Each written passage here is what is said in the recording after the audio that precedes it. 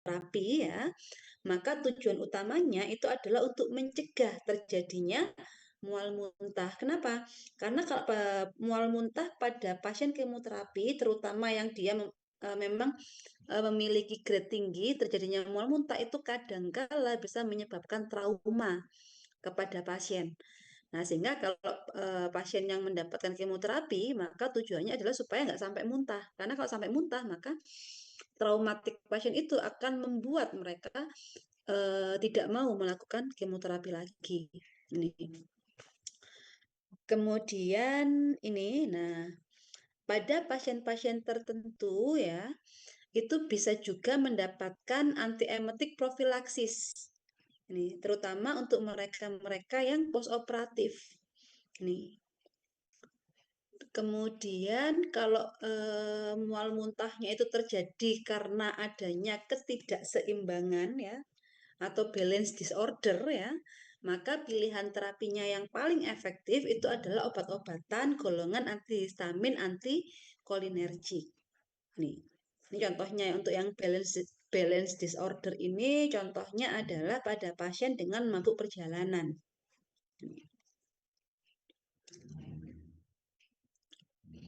Nah, saya masuk ke definisi dari mual dan muntah ya.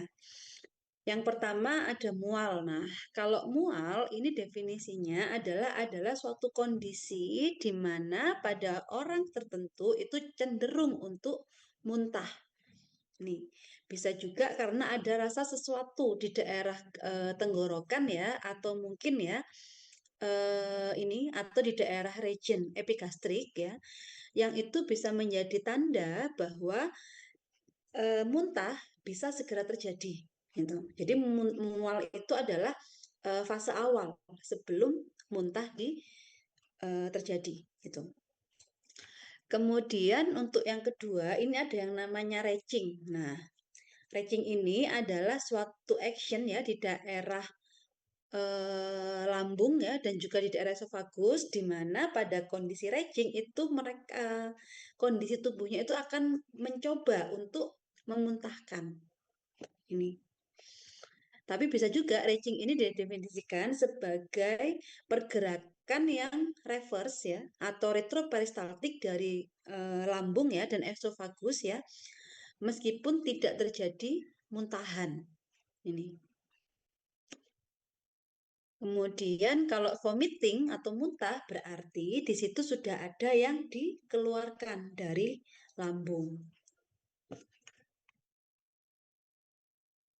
Jadi kalau mual itu adalah kecenderungan untuk muntah, jadi rasa mau muntah ya. Kalau retching itu adalah suatu kondisi pergerakan ya di daerah perut ataupun tenggorokan yang mencoba untuk memuntahkan tapi nggak sampai muntah gitu kan ya. Tapi kalau sudah vomitingnya berarti dia itu sudah terjadi muntah. Nih. Nah, ini adalah tiga fase dari muntah. Yang pertama tadi ya, adanya nausea atau mual, kemudian diikuti dengan retching, yang terakhir adalah diikuti dengan vomiting. Nih, kalau mual itu dia pengen muntah, gitu kan ya. Tapi kalau retching ada kontraksi otot di situ, tapi nggak sampai ada muntahan. Tapi kalau vomiting berarti sudah ada yang dikeluarkan. Nah, kalau dilihat dari epidemiologinya ya, untuk mual muntah ini ya, itu juga mempunyai efek yang signifikan terhadap kondisi sosial ya, ataupun kondisi di ekonomi, terutama kehilangan produktivitas untuk bekerja. Ini dan kadang kondisi ini juga membutuhkan pengobatan ekstra. Ini.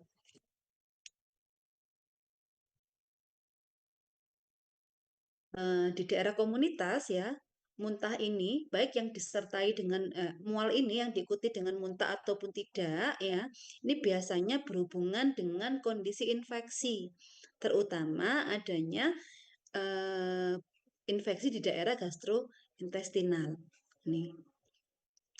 Kemudian kalau ada gangguan vestibular ya, ada gangguan di daerah keseimbangan ya, ini juga bisa menyebabkan muntah seperti pada pasien dengan motion sickness. Nih. Jadi untuk mereka yang mabuk perjalanan itu bisa jadi yang membuat dia muntah itu karena adanya gangguan di keseimbangan vestibularnya. Nih. Kemudian mual muntah ini mungkin juga berhubungan dengan respon nyeri. Contohnya pada pasien dengan migrain ya ataupun pada pasien dengan nyeri jantung berat. Ini.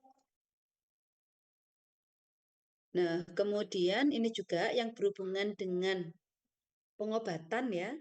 Ini contohnya adalah efek samping penggunaan opioid yang digunakan untuk terapi paliatif. Ini juga berhubungan dengan efek samping mualnya. Nih, bahkan bisa juga nanti selain mual bisa sampai ke arah muntahnya. Nih. Kemudian mual muntah juga bisa terjadi setelah pasien menjalani operasi ya. Ini biasanya efek samping dari anestesi ya. Bisa juga karena penggunaan agen-agen sitotoksik kemoterapi atau mungkin tindakan radioterapi. Nah, makanya pada pasien-pasien tertentu kadang postoperatif ini juga bisa diberikan anti mual muntah.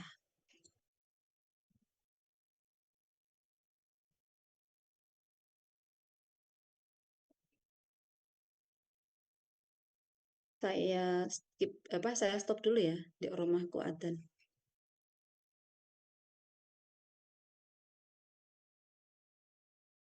Recording stopped.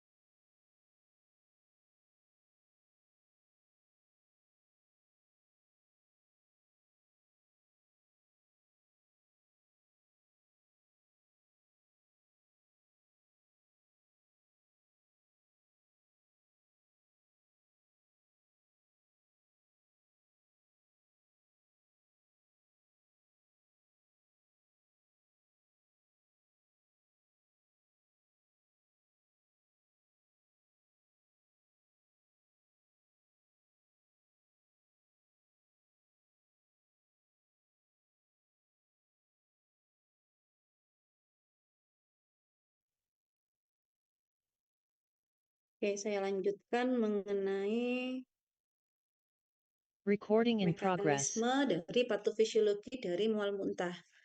Nah, jadi mual muntah itu sendiri itu terjadi karena adanya trigger atau rangsangan di daerah vomiting center.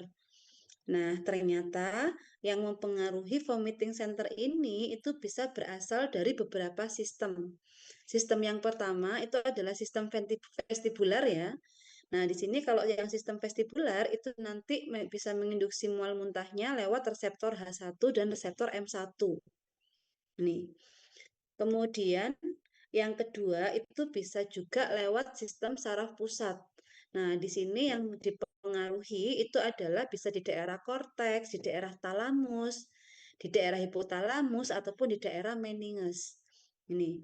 Nah, ini kenapa biasanya pada pasien-pasien dengan kecelakaan yang dia mengalami trauma kepala, kadang gejala yang tampak itu adalah pasien bisa mengalami mual muntah. Ini.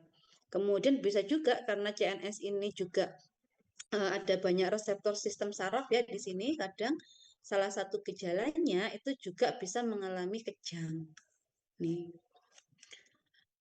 Kemudian sistem lainnya yang mempengaruhi mual muntah ini ada yang namanya CTZ atau chemoreceptor trigger zones. Ini adalah di daerah area posterma ya di daerah sini. Nah, untuk reseptornya bisa lewat reseptor kemoreseptor, kemudian reseptor D2, reseptor NK1 ya, neurokinin ya. Kemudian bisa juga mempengaruhi reseptor 5-HT3. Nih. Kemudian untuk tempat lainnya ini ada juga yang disebut dengan vomiting center. Ini kalau vomiting center ini nanti bisa menyebabkan mual muntah lewat reseptor H1, reseptor M1, reseptor NK1 dan juga reseptor 5-HT3. Nih. Kemudian vomiting center juga bisa diinduksi karena adanya aktivitas dari parasimpatik maupun ini saraf eferen. Nih.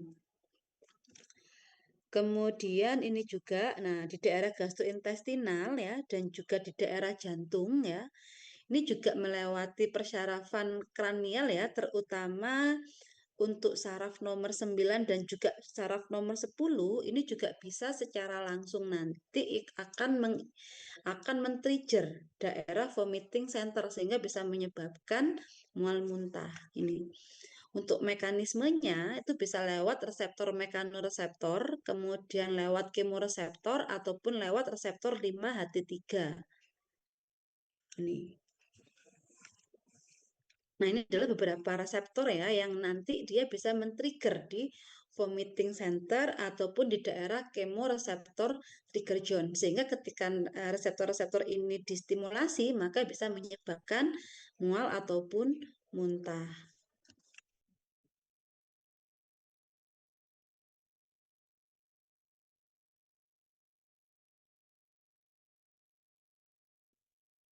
Nah, ini juga serupa ya dengan beberapa jalur ya yang tadi bisa menyebabkan eh, tubuh nanti bisa menginterpretasikan dalam bentuk mual muntah. Nah, di sini misalnya kalau dari rasa nyeri ya ataupun mungkin dari bau-bauan ya atau mungkin karena mungkin dia merasa takut ataupun dari penglihatan ya. Ini nanti bisa mempengaruhi di daerah pusat kortikal tertinggi ini. Nah, nanti setelah dia mempengaruhi di daerah sini, nanti dia secara langsung juga bisa mempengaruhi di vomiting centernya. Akibatnya dilepaskanlah beberapa neurotransmitter seperti asetilkolin, dopamin, ataupun 5-HT3 dan juga histamin. Nah, di mana ketika bahan-bahan ini dikeluarkan bisa memicu terjadinya refleks vomiting. Ini. Ini yang lewat daerah jalur nyeri ataupun daerah antisipatori. Nih.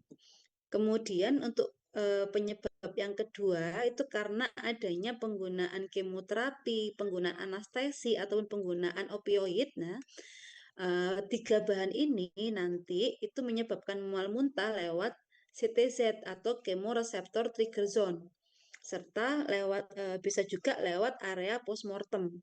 Nah, di sini mediator yang dikeluarkan ada dopamin, ada asetilkolin, ada 5-HT3, ada histamin, ada opioid ataupun neurokinin 1. Nih, ini juga secara langsung nanti bisa memicu di daerah vomiting center. Nih. Kemudian kalau misalnya motion sickness ya, ini dia nanti menginduksi mual muntahnya lewat nukleus tractus solitarius. Untuk mediator yang dikeluarkan bisa asetilkolin, histamin, dopamin, 5-HT3 ataupun neurokinin 1. Ini. Kemudian kalau stimulus dari faring ataupun dari daerah lambung ya, nanti dia bisa lewat dua jalur. Nih, ketika ada stimulus di daerah faring dan juga di daerah lambung ya, nanti akan diterima oleh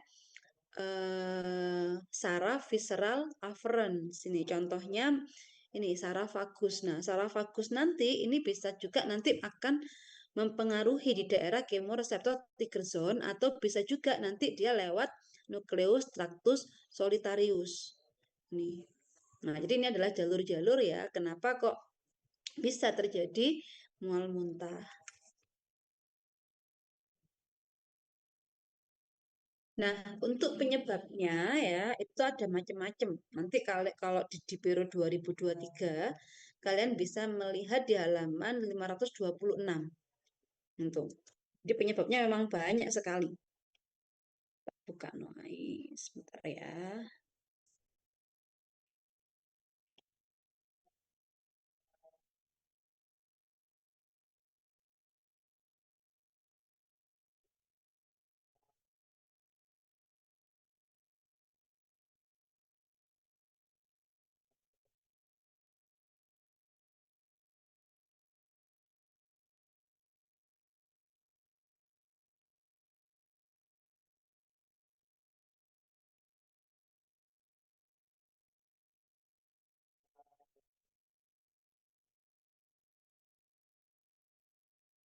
Nih.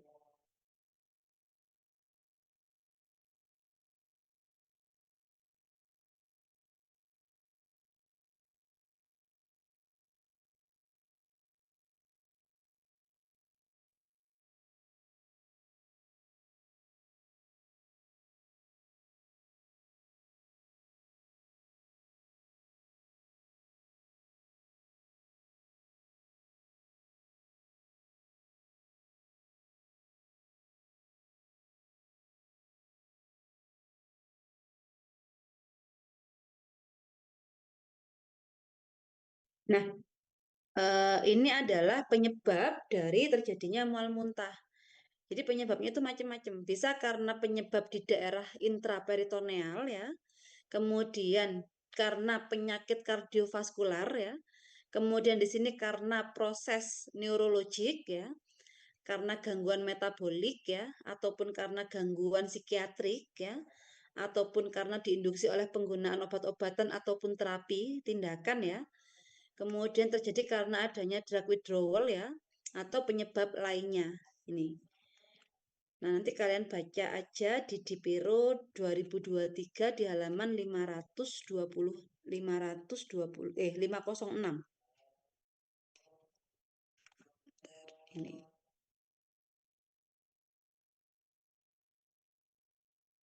Nah, ini 526. Itu adalah penyebab-penyebab kenapa kok bisa terjadi mual dan muntah.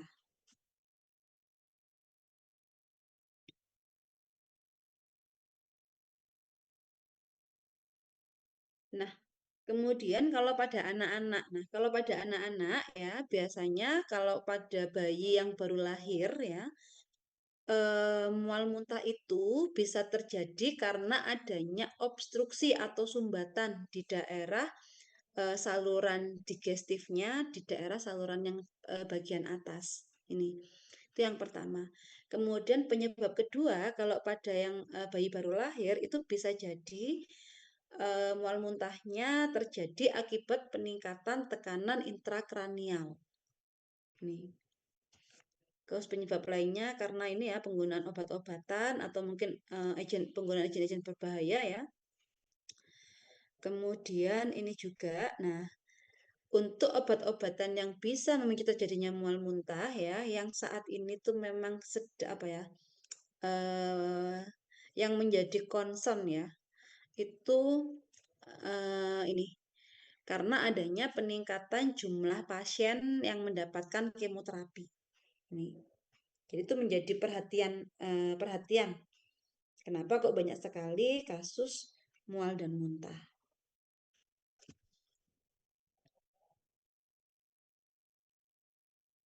Nah, ini adalah eh, gejala klinis ya terkait dengan mual dan muntah. Nah, di sini umumnya kalau secara umum ya, mual muntah itu tergantung dari seberapa berat sih kondisi mual muntah yang dialami oleh pasien. Kenapa? Karena pasien itu bisa jadi dia hanya mengalami muntah ringan gitu kan ya, atau mungkin muntahnya itu muntah moderate, atau mungkin muntahnya itu severe atau berat sekali gitu.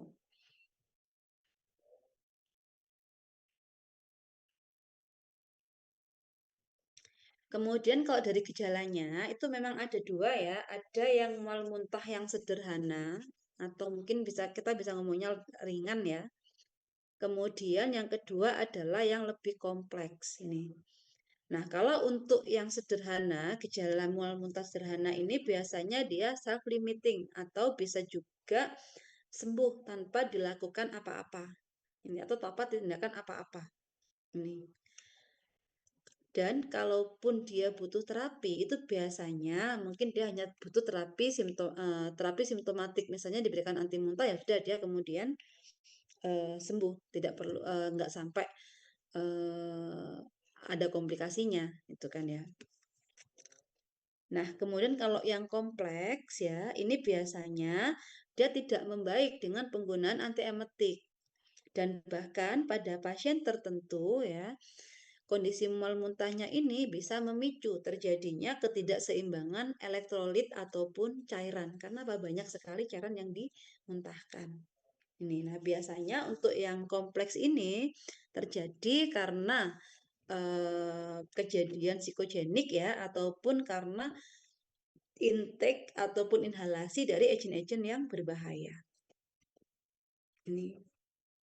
Kemudian kalau gejala tanda-tanda ya pasien yang mengalami mual muntah simpel atau sederhana, ini biasanya dia hanya mengeluhnya itu ketidaknyamanan. Nih. Itu kalau yang dia kategorinya ringan. Tetapi kalau misalnya sudah kompleks ya, pasien ini kadang mengeluh berat badannya itu turun ya. Kemudian dia juga ada demamnya, bahkan ada juga nyeri di daerah perutnya. Nih. Kalau yang mual muntah yang simpel tadi ya, dia tidak membutuhkan tes laboratorium. Tapi kalau yang kompleks ini biasanya karena ada ketidakseimbangan elektrolit, maka diperlukan pemeriksaan kadar elektrolit darah. Nih, dan mungkin juga pada pasien yang mengalami mual muntah kompleks itu membutuhkan evaluasi atau pemeriksaan di daerah gastrointestinal, baik di daerah bagian atas ya karena adanya obstruksi tadi ya, atau mungkin di daerah bagian bawah. Nih. Kemudian pada pasien dengan mual muntah ya, yang perlu di assessment ya itu biasanya adalah terkait dengan cairan, baik cairan yang masuk ataupun cairan yang keluar. Untuk dilihat balance cairannya itu seperti apa, apakah dia positif ataukah dia negatif. Nih, kalau bisa sih memang antara input dan outputnya itu memang seimbang. Nih. Kemudian informasi lainnya yang perlu kita gali dari pasien ini terkait dengan riwayat pengobatannya. Nih. Kemudian ini juga apakah perlu pada pasien ini juga perlu digali ya terkait dengan riwayat ini apakah ada perubahan perilaku ataupun perubahan visual setelah dia ketika dia mengalami mual muntah atau mungkin juga dia mual muntah juga diikuti ya atau dibarengi dengan sakit kepala, kemudian adanya nyeri ataupun karena kondisi stres. Ini juga perlu digali dari pasien. Ini.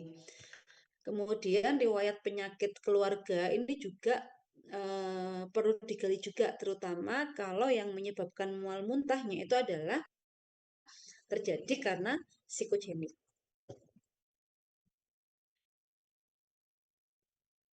Nah, untuk pengobatan yang bisa diberikan, nah, nih ya, kalau secara tujuan terapinya, secara overall itu adalah untuk mencegah dan atau bisa juga untuk menghilangkan keluhan mual muntahnya tanpa efek samping. Nih. Ataupun kalau ternyata memang ada efek sampingnya, paling tidak efek samping tersebut itu ringan dan bisa diterima oleh pasien secara klinis.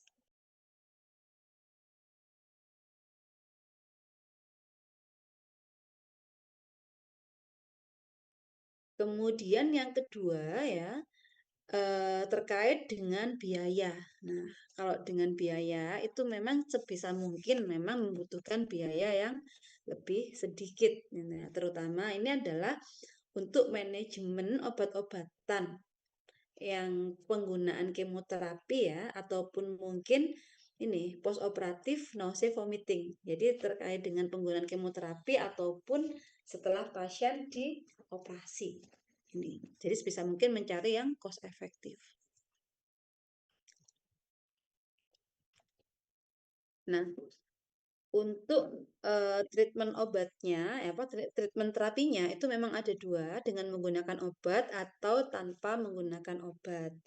Ini memang tergantung dari kondisi medis yang dialami oleh pasien. Kalau misalnya mual muntahnya itu yang sederhana tadi, bisa juga nggak diapa-apain pasiennya. Atau kalaupun butuh obat, bisa menggunakan obat-obat OTC atau obat-obat swamedikasi. Misalnya kalau dia itu mual muntahnya karena motion sickness, maka pilihannya kalau di Indonesia bisa menggunakan dimenhidrinat atau yang merek dagangnya ada Antimo. Tuh. Nah, kemudian kalau ternyata memang gejalanya itu semakin memburuk ya. Nah, biasanya gejala yang memburuk ini bisa juga diikuti dengan problem medis yang lebih serius atau penyakit lain yang lebih serius. Nah, kalau seperti ini berarti mau nggak mau pada pasien harus dibawa ke dokter untuk mendapatkan obat-obatan yang diresepkan. Nih. Kemudian ini juga yang perlu menjadi pertimbangan adalah beberapa pasien mungkin dia tidak pernah totally free dari gejala mual muntahnya. Nah, ini contohnya ada pada pasien yang mendapatkan obat-obatan kemoterapi, terutama obat kemoterapi yang masuk kategori moderate ataupun high emetic risk. Nih.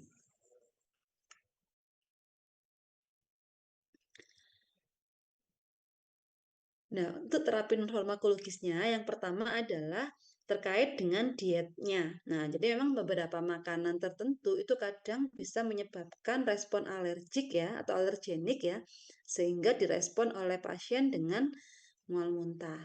Nih. Kemudian bisa juga untuk terapinya itu secara fisikal ya, atau mungkin ini terkait dengan strategik fisiologikal.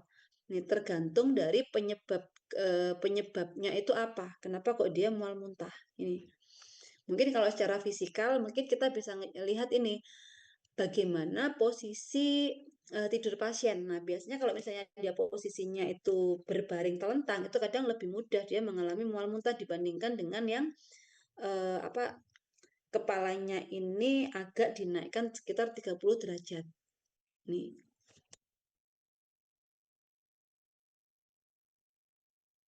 Kemudian ini kalau pasien itu memang gejala mual muntahnya itu ringan ya, bisa jadi karena pasien tadi itu terlalu banyak makan. Itu juga bisa menyebabkan terjadinya mual muntah. Nih. Atau mungkin juga dia memakan makanan yang bisa menginduksi mual muntah. Jadi istilahnya itu kalau orang Indonesia dia nggak cocok dengan makanan itu. Tuh. Nah, sehingga kalau pada pasien-pasien yang seperti ini ya satu, hindari makan makanan terlalu banyak itu yang pertama, yang kedua, ya hindari makanan yang bisa menyebabkan dia muntah. Nah, biasanya makanan yang bisa menyebabkan muntah itu itu contohnya ada makanan yang bersifat asam biasanya.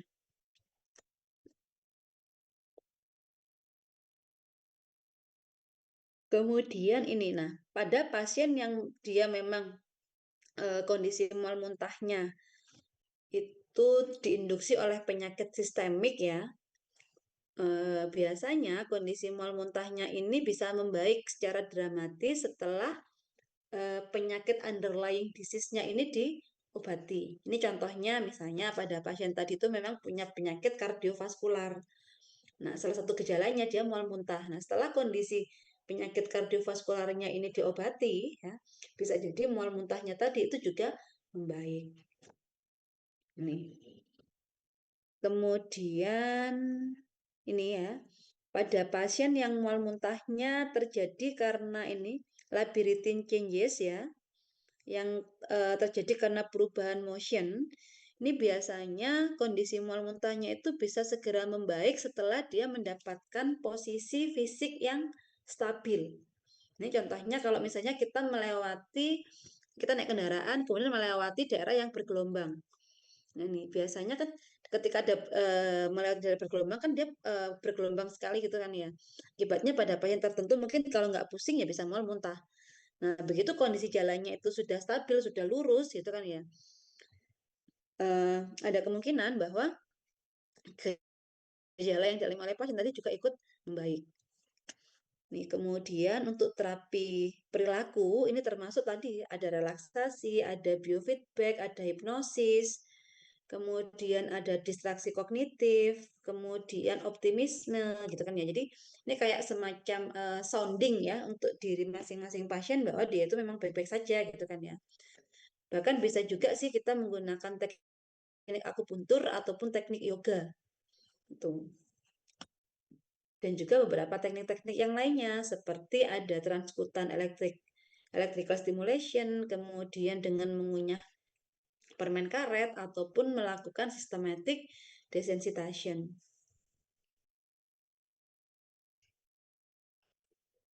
Nah, kalau misalnya menggunakan treatment farmakologis ya, yang paling sering digunakan itu adalah menggunakan obat-obatan antiemetik. Nih, ini ada beberapa faktor ya yang akan mempengaruhi oleh apoteker ataupun dokter untuk memilihkan obatnya. Yang pertama adalah kita lihat dulu penyebab mual muntahnya tadi itu kira-kira karena apa? Disuspek apa pada pasien ini? Apakah karena GI-nya yang memang bermasalah atau karena kardiovaskularnya yang bermasalah? Nih. Kemudian yang kedua, setelah kita tahu etiologi yang memungkinkan ya, kita bisa melihat frekuensinya itu berapa kali untuk mual muntahnya. Kemudian durasinya juga berapa lama setiap kali dia merasa mual atau muntah.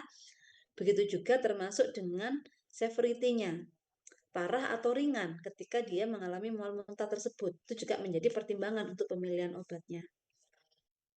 Kemudian yang ketiga juga tergantung dengan kemampuan pasien untuk menggunakan obatnya. Apakah dia bisa oral ataukah dia nggak bisa oral, jadi pilihannya bisa menggunakan rektal atau injeksi ya, atau bisa juga nanti terapinya lewat transdermal. Kemudian faktor yang keempat terkait dengan ini, kesuksesan dari terapi antiemetik yang dilakukan sebelumnya.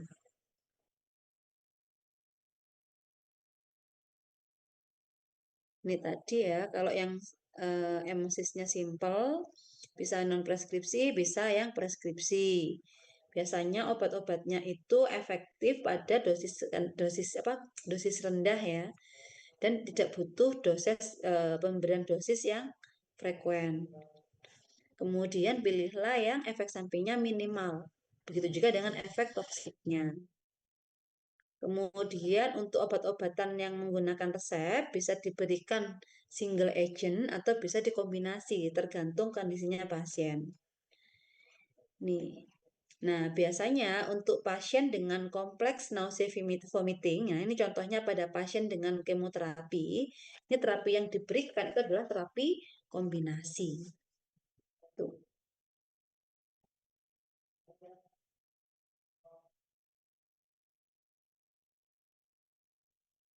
Nah, ini adalah terkait dengan patient care process untuk mual muntah. Yang pertama, ini adalah beberapa data yang harus kita dapatkan dari pasien. Yang pertama adalah data karakteristik pasien, meliputi usia, kemudian jenis kelamin, status kehamilan. Nah, biasanya kan memang pasien hamil itu kan memang dia mual muntahnya lebih sering apa di trimester awal tuh dia memang sering sekali mengalami mual muntah ini. Kemudian kita juga bisa ngecek ya triggernya itu karena apa? Kok pada pasien itu tiba-tiba dia mengalami mual muntah? Apakah karena bau-bauan atau karena dia habis memakan makanan sesuatu? Itu juga akan mempengaruhi nanti terkait dengan pemilihan obat yang diberikan kepada pasien. Kemudian yang kedua adalah kita bisa menanyakan kepada pasien terkait dengan riwayat pengobatannya. Nih, baik riwayat pengobatan pasien itu sendiri ataupun riwayat penyakit keluarga. Nih, terkait dengan histori terjadinya mual muntah. Nih. Kemudian bisa juga kita lihat lifestyle-nya sama pola makannya. Nih, apakah dia pengguna rokok, kemudian alkohol atau dia pengguna kanabis. Kanabis kan banyak golongan opioid ya, nanti juga bisa menjadi terjadinya mual muntah. Nih. Kemudian ini kita juga perlu menanyakan obat apa yang sedang digunakan oleh pasien. Baik obat-obatan yang dibeli dengan menggunakan resep ataupun obat-obatan medikasi. Bahkan jika memungkinkan pada pasien ini terkait dengan konsumsi herbal itu juga perlu ditanyakan ataupun suplemen diet yang lain. Itu juga bisa ditanyakan kepada pasien. Kemudian kita kalau misalnya pada pasien itu dia membawa semacam pemeriksaan labnya beliau ya, kita bisa menanyakan mungkin terkait dengan ada pemanjangan QT atau tidak, kemudian blood pressure-nya, tekanan darahnya itu berapa, nadinya berapa, gitu kan ya. Kemudian apa terkait juga dengan ini komplit blood cell-nya. Jadi eh, misalnya HB-nya berapa, leukositnya berapa, itu juga bisa ditanyakan. Begitu juga dengan fungsi liver, berat badannya, kemudian turgor kulitnya. Turgor kulit ini digunakan untuk mengetahui apakah pada pasien ini dia ada dehidrasi atau enggak, terkait dengan mual muntahnya dia. Kemudian kita juga bisa menanyakan nih terkait dengan urin outputnya untuk mengetahui balance cairan. Nih. Nah, setelah data ini didapatkan, kita bisa melakukan assessment. Assessmentnya yang pertama terkait dengan durasi mual muntahnya, frekuensinya juga berapa kali, berat ringannya ketika per episode muntah itu seperti apa. Nih, yang pertama itu. Kemudian yang kedua, kita juga bisa mengakses terkait dengan kemampuan pasien untuk membayar treatmentnya. Nih, jadi kalau misalnya pasiennya itu memang dilihat dari statusnya itu ekonomi menengah ke bawah, maka kita bisa memilihkan obat-obatan golongan yang generik. Tapi kalau menengah ke atas, kita bisa memilihkan yang merek dagang. Kemudian kita juga bisa melakukan assessment terkait dengan status emosinya pasien. Apakah sebelumnya dia mengalami kecemasan berlebihan atau pada pasien ini dia mengalami depresi. Nih. Kemudian kita juga menilai kemampuan pasien untuk menggunakan obatnya. Ini berfungsi untuk mengetahui pemilihan obat berdasarkan rute. Jadi rute mana yang sesuai dengan pasien. Nih. Kemudian terkait dengan ini kesuksesan dari pengobatan antiemetik sebelumnya. Nih, kemudian nanti untuk CNV sama PUNV, kalian bisa membaca di tabel 53.6 ataupun 53.5. Ini terkait dengan beberapa faktor resiko terkait dengan kemoterapi ataupun PUNV. Nih. Kemudian setelah melakukan assessment, kita bisa memberikan planning kepada pasien, misalnya regimen terapi antiemetik terkait dengan dosisnya berapa, rute yang mana yang dipilih, frekuensinya berapa lama, sama durasinya. Nih. Kemudian kita bisa melakukan monitoring efikasi dari pengobatan, misalnya ada penurunan nggak dari kondisi mual muntahnya, gitu kan ya. Kemudian bisa juga dari keamanan penggunaan obat ataupun keamanan itu juga selain menggunakan selain efek samping terkait dengan interaksi antara obat dengan obat. Ini.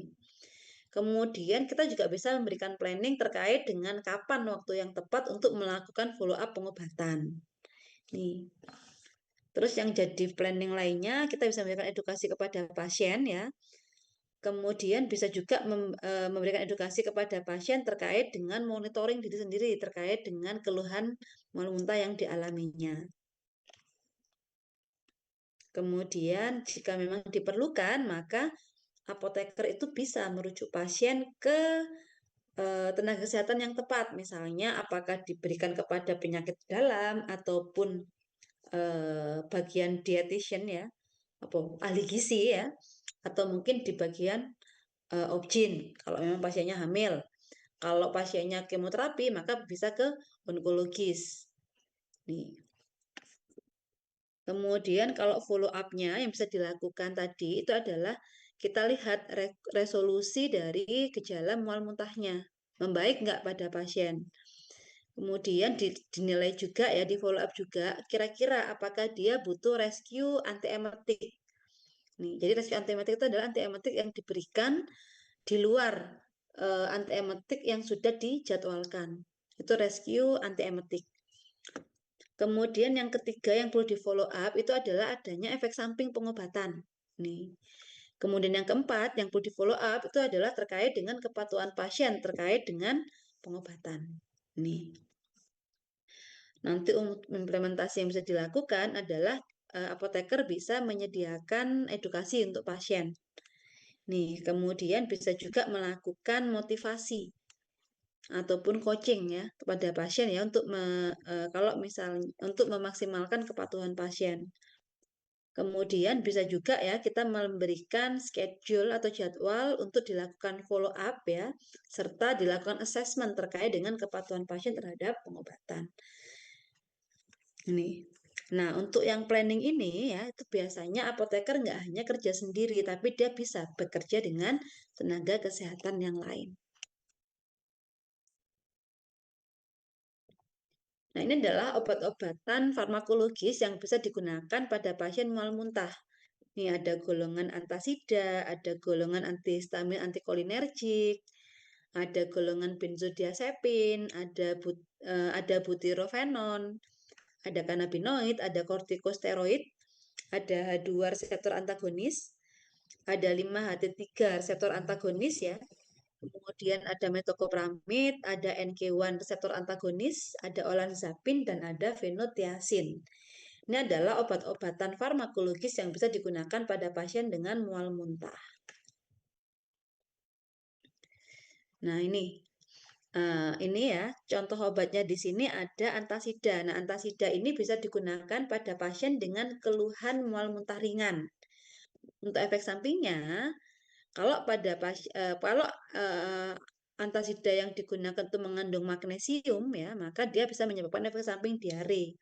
Tapi kalau yang mengandung aluminium, maka dia bisa menyebabkan efek samping konstipasi. Ini untuk antasida ini bisa digunakan 15 sampai 30 mili setiap 2 sampai 4 jam. Ya, hours Prorenata jika perlu. Kemudian yang kedua ini antihistamin antikolinergik. Nah, ini biasanya menjadi problematik ya ketika digunakan pada orang tua. Kemudian bisa meningkatkan resiko komplikasi pada pasien dengan BPH, pada pasien dengan neuroangioglaukoma ataupun pada pasien dengan asma. Ini. Kemudian efek samping yang mungkin menyertai penggunaan antihistamin antikolinergik diantaranya bisa mengalami drowsiness, kemudian mengalami konfusi, kemudian blur vision atau pandangannya itu kabur, terus mulut kering, bahkan terjadi retensi urin. Ini, ini contoh obatnya ada dimenhidrinat, ada difenhidramin, ada hidroksizin, ada meklisin, ada skopolamin, dan ada trimetobenzamin. Nih. Kemudian ada benzodiazepin. Ini digunakan pada ANV tapi kontraindikasi dengan olanzapin. Efek sampingnya kalau menggunakan benzodiazepin di sinus pusing ya, pusing, sedasi, perubahan nafsu makan, gangguan memori, kemudian ini efek additive sedation, terutama kalau digunakan bersamaan dengan analgesik narkotik. Ini contohnya ada lorazepam. Terus ada butirofenon. Ini biasanya digunakan untuk breakthrough CNV ya. Kemudian kalau untuk yang droperidol, dia penggunaannya terbatas. Efek sampingnya kalau haloperidol ada sedasi, konstipasi, hipotensi, ekstrapiramidal sindrom.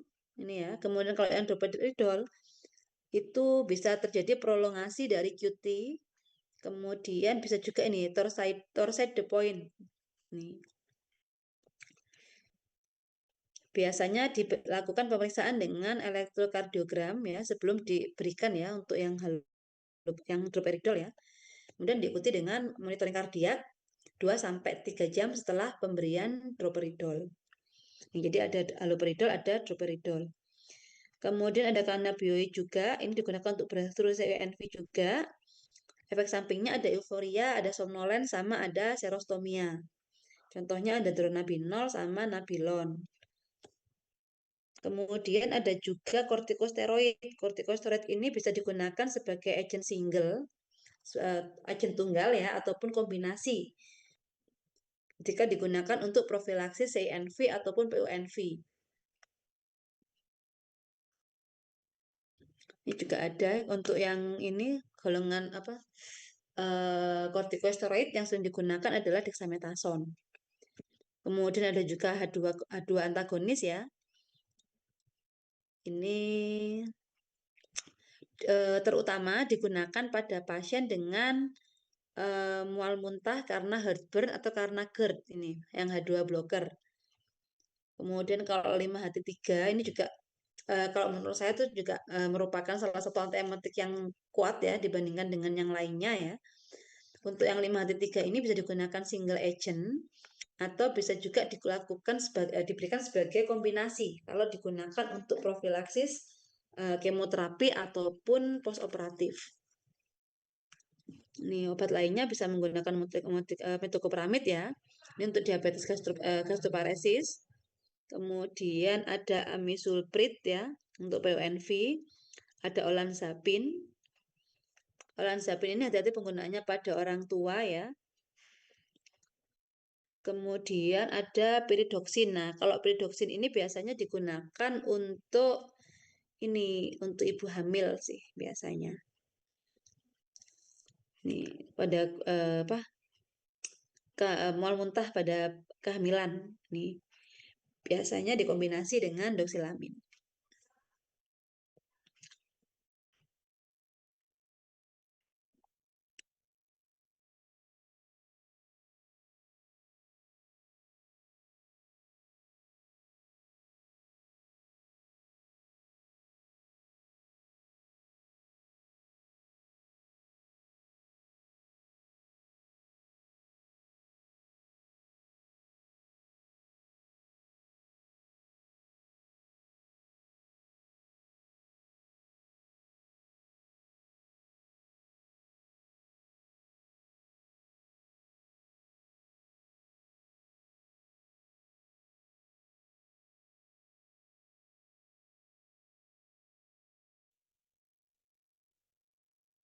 Kemudian juga ada fenotiasin ya, kemudian juga ada NK1 reseptor antagonis. Nah, jadi kalau yang untuk kombinasi ini rata-rata digunakan pada pasien dengan kemoterapi, induced nausea vomiting atau pada pasien dengan postoperatif.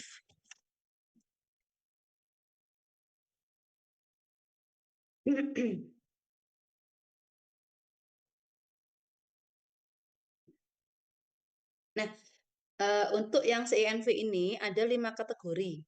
Kategori yang pertama akut ya, kemudian yang kedua delay, yang ketiga anticipatory, kemudian yang keempat ada breakthrough, yang kelima ada refractory.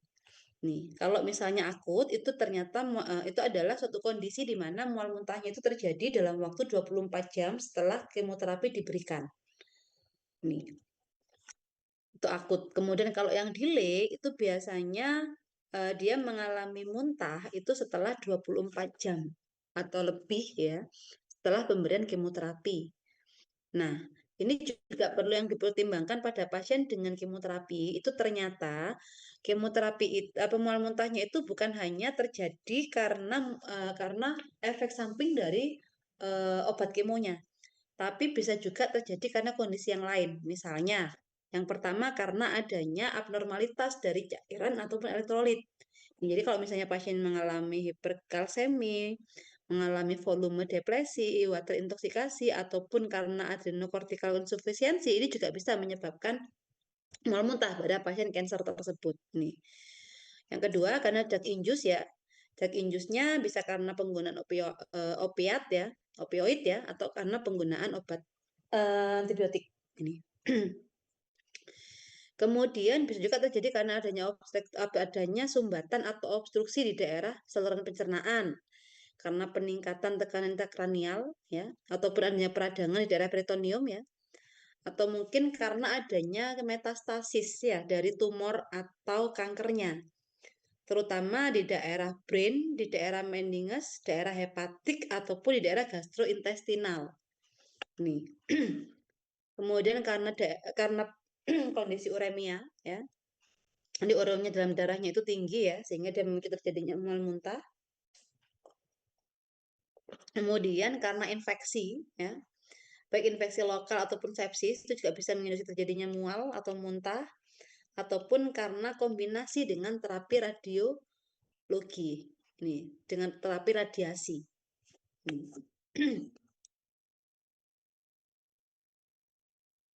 Ini prinsipnya kalau penggunaan antiemetik pada pasien kemoterapi, yang pertama adalah goalnya itu adalah mencegah terjadinya muntah atau lebih bisa itu nggak ada mualnya atau nggak ada muntahnya selama periode emetikris ini dialami oleh pasien. Ini. Kemudian untuk durasi emetikrisnya ini adalah 2 hari untuk pasien yang menerima moderate emetogenic kemoterapi ya. Kemudian juga 3 hari untuk pasien yang mendapatkan regimen kemoterapi yang highly emetogenic. Nih, kemudian untuk pemilihannya nanti sudah ada beberapa pilihan ya. Kemudian, nah ketika digunakan dengan dosis equipotent, maka penggunaan oral ataupun IV 5-3 reseptor antagonis itu ternyata dia secara efikasinya dia ekuivalen atau sama. Kemudian yang perlu dipertimbangkan kalau misalnya ada toksisitas dari antiemetik ini perlu dipertimbangkan juga serta manajemennya ketika itu terjadi itu harus tepat.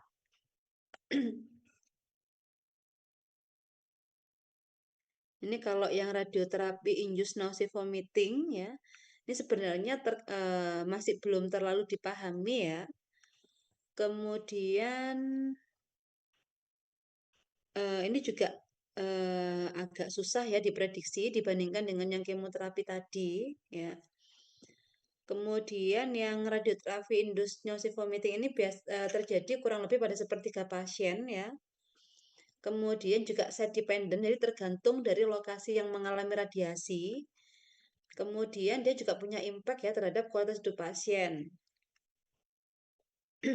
Ini adalah beberapa faktor resiko ya terkait dengan perkembangan dari radioterapi induced nausea vomiting, termasuk ini ketika radiasi ini dikombinasi dengan kemoterapi. Nih, kemudian pada pasien yang sebelumnya mendapatkan kemoterapi, kemudian pada pasien yang dia mengalami radioterapinya di daerah abdomen bagian atas, sama terkait juga dengan ukuran atau luas dari area tubuh yang diradiasi. Nih. Nanti bisa cek ya di chapter 150 terkait dengan supportive care. Ini kalau yang PUNV, nah ini adalah faktor resiko terkait dengan PUNV ya. Yang pertama adalah terkait dengan hubungannya dengan faktor pasien. Ini, yang pertama usianya kurang dari 50 tahun, kemudian perempuan itu juga lebih banyak ya mengalami PUNV dibandingkan dengan laki-laki. Kemudian dia non-smoker, ada histori PUNV ataupun motion sickness ya. Kemudian terkait juga dengan status hidrasi. Nih, kemudian kalau faktor terkait dengan penggunaan anestesi, apakah dia menggunakan anestesi umum, apakah menggunakan anestesi volatil, menggunakan nitrok oksid ya lebih dari 1 jam atau penggunaan opioid, baik intraoperatif ataupun postoperatif. Nih, kemudian faktor yang ketiga ini tergantung dari proses pembedahannya, yang dibedah itu bagian mana atau menggunakan prosedur bedah yang seperti apa? Apakah laparoskopi, apakah ginekologi, apakah cholecystectomy itu juga akan mempengaruhi. Kemudian juga durasi dari pembedahan itu juga akan mempengaruhi ini resiko terjadinya mual muntah postoperatif. Nih, kemudian PNV pada dewasa itu terjadi pada sekitar kurang lebih 30% pasien dan biasanya terjadi dalam waktu 24 jam. Pada saat pasien ini mendapatkan anestesi atau undergoing anestesi.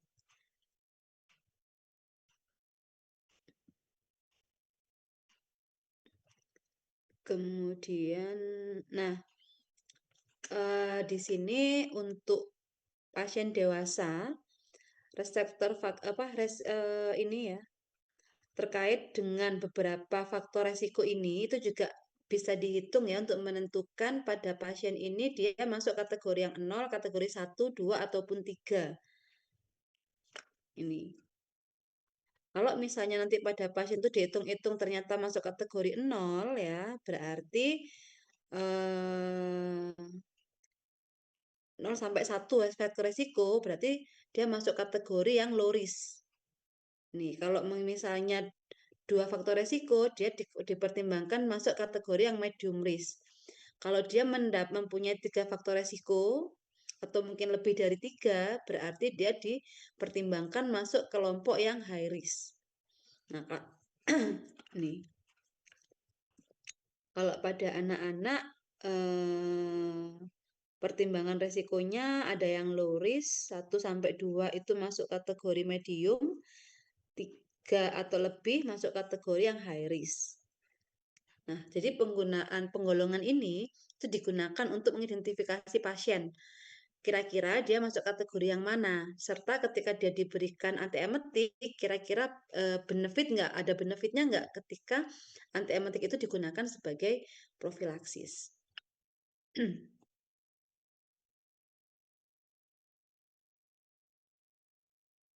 Nah, ini ada beberapa strategi untuk mencegah terjadinya PONV ya. Yang pertama adalah kita bisa memberikan antiemetik profilaksis pada pasien yang masuk kategori moderate dan kategori yang high risk.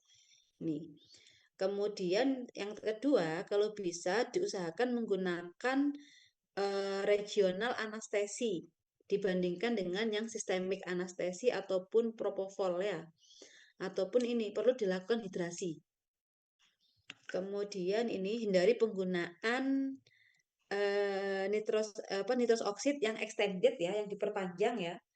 Kemudian hindari juga penggunaan volatil anestesi dan juga penggunaan opioid. Ini. Jadi ketiga cara ini bisa digunakan untuk mencegah terjadinya PUNV.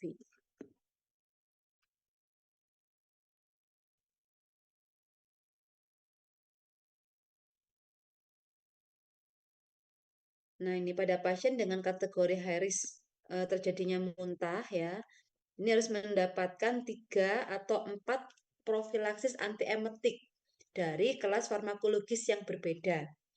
Sedangkan yang masuk kategori moderate atau 1 sampai 2 faktor risiko, maka dia mendapatkan 2 regimen obat. Kemudian perlu juga diedukasikan terkait dengan kepatuhan pasien ya terhadap penggunaan obatnya. Ini. Kemudian waktu pemberian itu juga akan mempengaruhi efikasi dari obat-obatan tadi sebagai profilaksis ya. Kemudian kalau menggunakan skopolamin ya, skopolamin transdermal, maka dia bisa digunakan malam hari sebelum pembedahan atau paling tidak ya 2 jam sebelum dibedah itu skopolaminnya itu harus sudah ditempel. Nih, kemudian kalau menggunakan NK1 antagonis ini diberikan selama induksi anestesi. Nih, kemudian sedangkan untuk agent-agent antiemetik yang lain itu direkomendasikan digunakan pada saat akhir atau the end of the surgery. Jadi ketika operasinya itu mau selesai bisa diberikan agent yang lain. Nih, ini untuk pilihan terapi farmakologis untuk PUNV diantaranya ada 5-HT3 reseptor antagonis, kemudian ada NK1 antagonis, ada kortikosteroid ya, ada droperidol, haloperidol, ada amisulprid, ada antihistamin dan juga ada antikolinergik.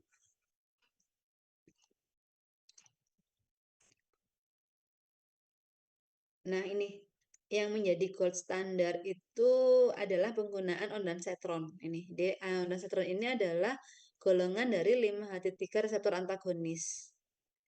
Ini dia punya efektivitas yang lumayan bagus. Nih, kemudian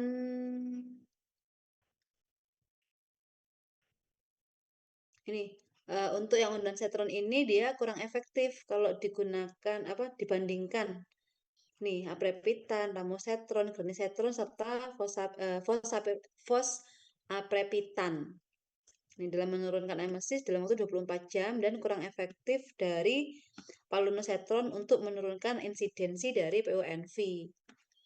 Kemudian kalau dibandingkan dengan metoclopramid, dia mempunyai efektivitas yang lebih besar. Kemudian ini untuk mencegah terjadinya PONV bisa juga digunakan steroid seperti dexamethasone dan metilprednisolon. Untuk EBM-EBM yang lainnya nanti kalian baca di Dipiro halaman 533. Nah, ini contoh rekomendasi dosis profilaksis ya dari beberapa antiemetik. Nih, ada untuk dosis untuk dewasa, ada juga untuk dosis anak, serta waktu pendosisannya itu kapan.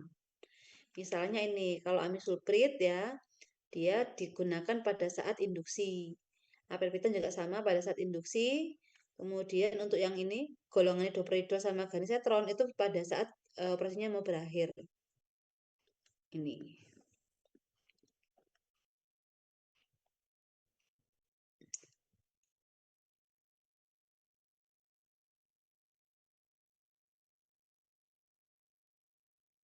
Nah ini, kalau pada pasien itu ternyata mengalami mual muntah setelah mendapatkan terapi profilaksis kombinasi 5-HT3 plus ditambah dengan dexamethasone, maka untuk terapi rescue-nya itu harus dari kelas obat yang berbeda. Misalnya yang bisa diberikan ada fenotiasin, metoclopramid, ataupun dopridol. Nih. Kemudian pemberian berulang dari agen yang digunakan untuk profilaksis PUNV dalam waktu 6 jam. Setelah pembedahan itu ternyata tidak ada keuntungan tambahan. Ini. Jadi ini pendosisan ulang atau repeated dose dari 5-HT3 reseptor antagonis itu tidak efektif untuk treatment PONV.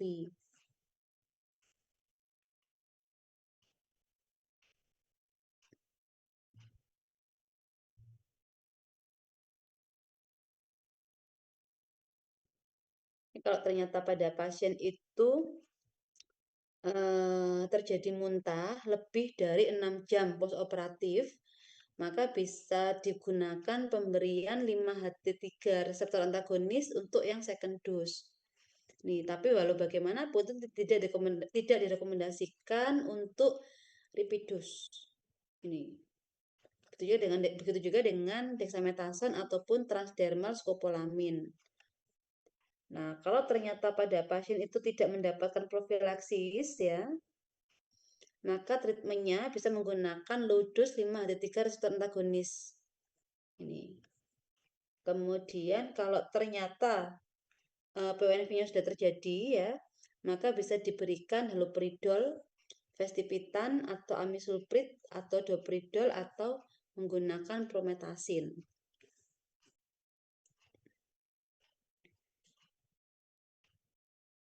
Nah, ini ya untuk yang balance ya. Untuk yang disorder of balance ini termasuk pada pasien ini selain mengalami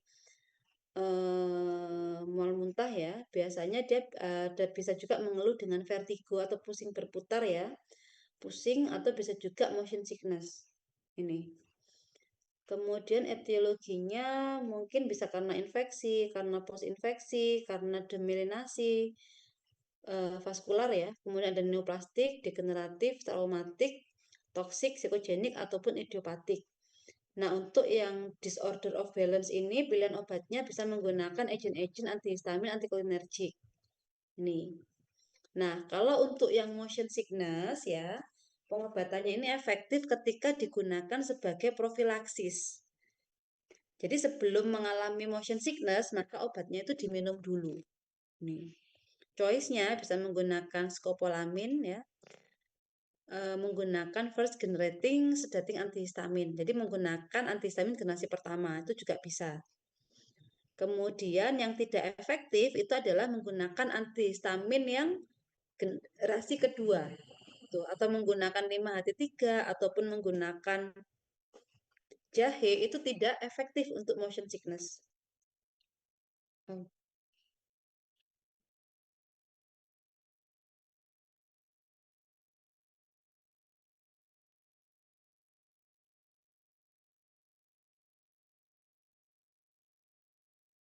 Nih, kemudian untuk yang kehamilan ya, ini biasanya untuk insidensinya 80% perempuan itu dia mengalami mual.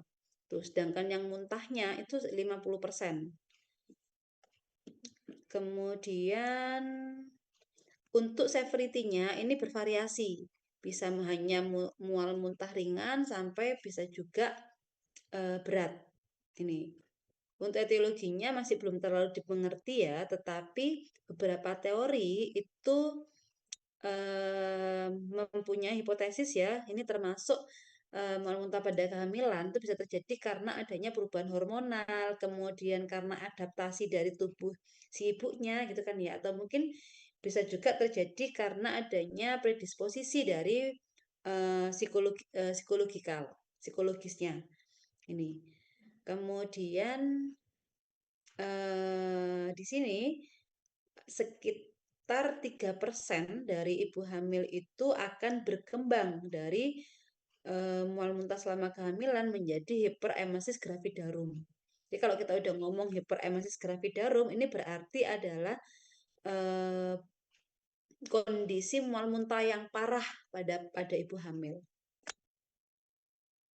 Ini kemudian untuk pencegahan NPV ya, ini bisa diberikan ini vitamin prenatal ya, paling tidak 1 bulan sebelum si ibu itu hamil. Nih, ternyata dengan penambahan penggunaan vitamin prenatal ini itu bisa menurunkan insiden ataupun keparahan dari nausea vomiting selama masa kehamilan. Kemudian pada ibu hamil ini bisa juga dilakukan perubahan diet ataupun modifikasi gaya hidup. Misalnya makan dalam porsi yang lebih kecil gitu kan ya. Kemudian eh, frekuensi makannya bisa dilakukan tiap 1 sampai 2 jam ya. Serta ibu hamil ini perlu menghindari makanan yang bisa menjadi trigger untuk terjadinya mual muntah. Nih, biasanya sih kalau pada saat awal-awal kehamilan itu ada juga yang dia tidak bisa mencium bau nasi. Jadi ketika dia mencium bau nasi, dia bisa mual muntah. Ada juga yang dia nggak bisa mencium bau bawang. Jadi yang ketika dia mencium bau bawang, dia pasti mengalami mual muntah. Nah, kalau pada kondisi seperti ini, berarti mau nggak mau memang kita harus menghindari penyebab baunya tadi. Misalnya kalau dia nggak bisa nasi, berarti nanti karbohidratnya diganti dengan bahan yang lain, mungkin dengan roti atau mungkin dengan umbi-umbian. Nah, seperti itu. Kemudian pada ibu hamil ya, kalau mau menggunakan teh jahe ya, teh jahe ini itu dia itu memang bermanfaat ya ketika digunakan untuk menurunkan mualnya. Tapi kalau sudah muntah, dia nggak ada manfaatnya. Hmm. Ini untuk treatmentnya pada ibu hamil itu first line-nya itu bisa menggunakan pyridoxin atau vitamin B6, baik yang dikombinasi dengan doksilamin ataupun tidak. Ini. Kemudian untuk agent lainnya bisa menggunakan dimenhidrinat, difenhidramin, menggunakan proklorperasin atau menggunakan prometasin. Ini. Nah, kalau misalnya sudah persisten, apa yang dilakukan? Yang pertama adalah dicek dulu ya, dehidrasi apa enggak ibu hamilnya. Kalau misalnya dia mengalami dehidrasi, maka bisa diberikan cairan intravena yang dikombinasi dengan tiamin. Ini sebelum diberikan terapi dextrose. Tujuannya apa? Untuk mencegah terjadinya vernical encephalopathy. Ini. Kemudian ini pada pasien yang eh, dia tidak merespon terapi medis ya dan nggak bisa apa ya dan berat badannya itu terus turun ya dan karena dia nggak bisa makan ya maka bisa diberikan makannya itu lewat enteral tube ini jika memang terpaksa ya mau nggak mau ya memang dia lewat enteral tube ini. Kemudian untuk obat-obatannya itu bisa menggunakan ondansetron, prometasin atau metoclopramid. Nah, 3 obat ini dia mempunyai efikasi yang serupa, yang mirip. Tetapi pilihannya dipilih menggunakan apa ya? Lebih lebih disukai penggunaan ondansetron karena efek sampingnya itu lebih bisa ditoleransi oleh ibu hamil. Ini. Kemudian ini juga penggunaan glukokortikoid ya seperti methylprednisolone ini bisa digunakan pada ibu hamil ya yang mengalami hiperemesis gravidarum berat tetapi hanya bisa digunakan setelah 10 minggu usia gestasi karena bisa meningkatkan risiko terjadinya cleft lip ini bibir sumbing.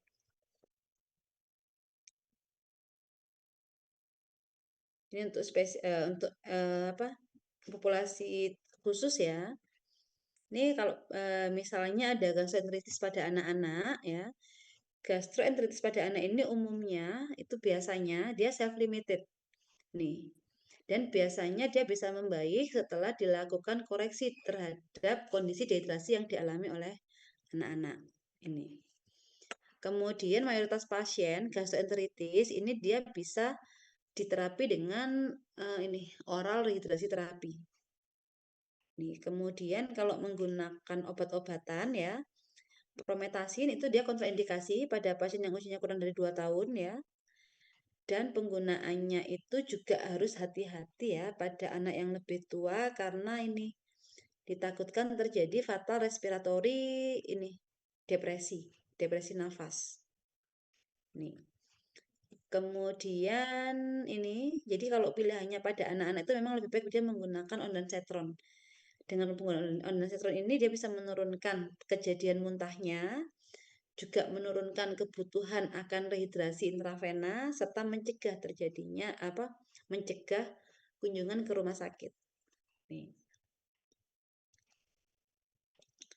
Kemudian kalau untuk orang yang lebih tua ya, di sini ini memang pilihannya itu adalah menggunakan ondansetron itu pada anak-anak.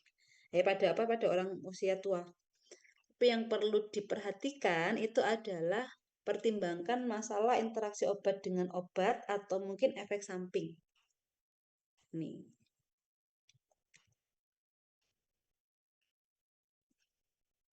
Untuk dua obatan ini ya, golongan antihistamin dan skopolamin, serta metoclopramid, ini kalau dari Bears kriteria list ya, ini ternyata juga punya efek yang tidak terlalu bagus untuk usia pasien yang lebih tua.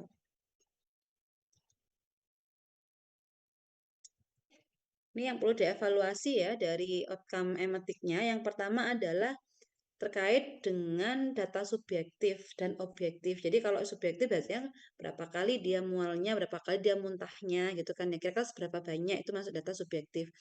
Kemudian kalau objektif itu biasanya dilihat dari tekanan darahnya, kemudian nadi, suhu tubuhnya, termasuk juga input output cairan itu masuk parameter objektif karena bisa diukur gitu.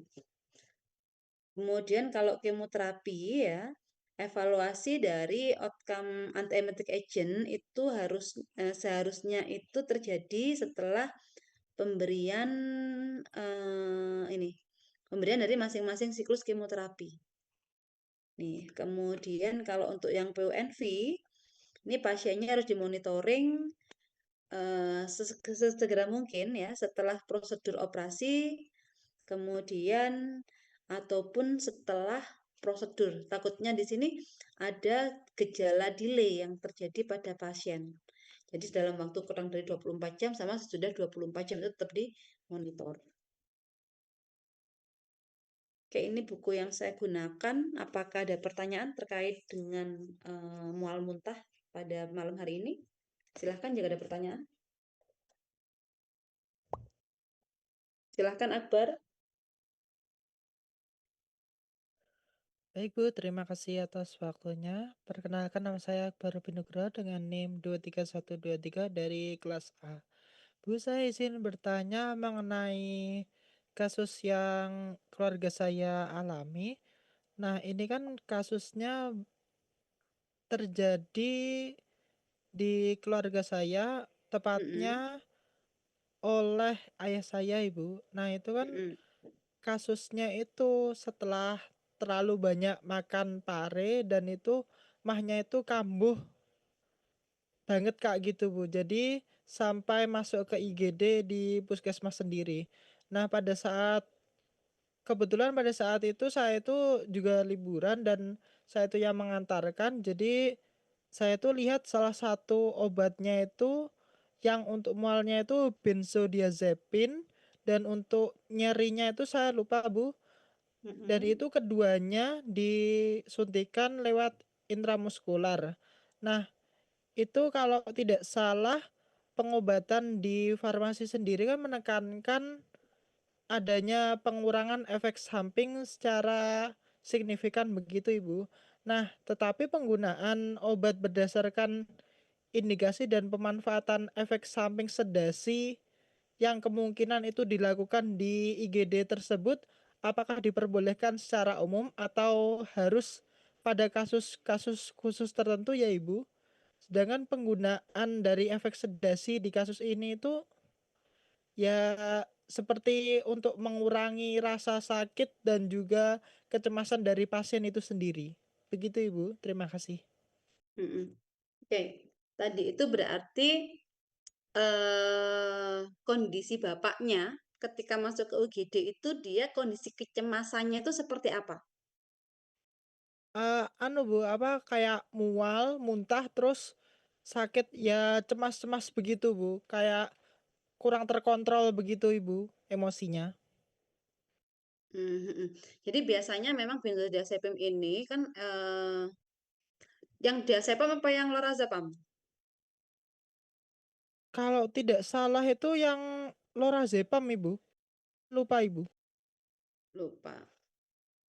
Soalnya kan untuk benzodiazepam ini ada beberapa efek terapinya ya. Selain untuk sedasi, dia juga bisa digunakan sebagai masker relaksan juga. Kemudian juga bisa digunakan sebagai anti cemasnya. Nah, kalau dilihat dari ceritanya Akbar ya, itu kemungkinan Bapak ini juga mengalami nyeri kan ya, nyeri kemudian dia juga mengarah ke arah kecemasan. Sehingga pada pasien yang seperti itu memang memang yang perlu di manage itu adalah kondisi kecemasannya. Kan tadi sampai dikumbah lambung nggak? Kalau di lambung sendiri kurang tahu Ibu. Jadi seperti sakit kayak gitu Bu. Sampai mau muntah pun sulit, makan pun sulit seperti itu Ibu. Jadi langsung ke IGD seperti itu Ibu. Tapi nggak ngerti berapa banyak yang dimakan. Kalau makannya itu anu Bu, walaupun sedikit itu langsung keluar Ibu. Jadi langsung sakitnya itu nyerinya itu kayak luar biasa begitu Ibu. Jadi kayak jalan aja sulit Ibu. Berarti langsung ini ya. Berarti ketika dia baru makannya itu sebenarnya nggak banyak gitu kan ya, parinya. Sebenarnya kalau makannya pare itu kebetulan itu di rumah saya itu yang suka makan pare itu ibu saya dan juga ayah saya. Nah, saya sama adik saya itu nggak begitu suka Bu gara-gara pahitnya Mm-mm. kayak gitu Ibu. Jadi kalau nggak salah itu masih sisa banyak dan itu kayak dikulup Ibu. Jadi Mm-mm. hampir semuanya itu dimakan itu tanpa ada nasi dan lain-lain kayak gitu Ibu. Sebenarnya harusnya nggak masalah sih. Tapi apakah memang sebelumnya ada kayak semacam ketika beliau makan itu DE gak cocok? Kan ono ada kan kadang orang-orang yang ketika memakan sesuatu dia pasti nanti mual atau mungkin dia nanti muntah. Nah, seperti itu. Nah, sebelumnya itu aman-aman saja, Ibu. Jadi, kalau makan pare dan lain-lain itu tidak ada masalah apapun, Ibu. Tapi pas kemarin itu tiba-tiba kok dia makan sedikit kemudian sakit gitu. Makannya itu kayak satu piring penuh, Ibu, kalau nggak salah itu sambil dicemili kayak gitu, Ibu.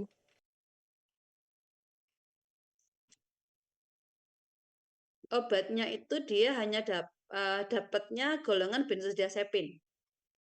Iya, Bu. Itu Sama aja. satu lagi itu kalau nggak salah anti, bukan kalau nggak salah salah satunya itu anti nyeri, tapi saya lupa, Bu, jenisnya itu apa. Oh, dapat anti nyeri sama Golongan benzodiazepin itu, Bu. benzodiazepin.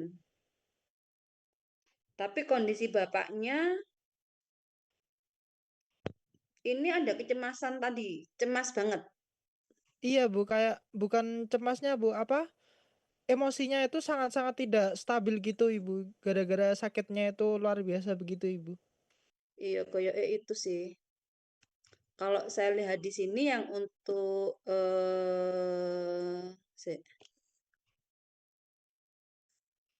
ini memang bisa digunakan untuk manajemen anxiety disorder pada jangka pendek sih.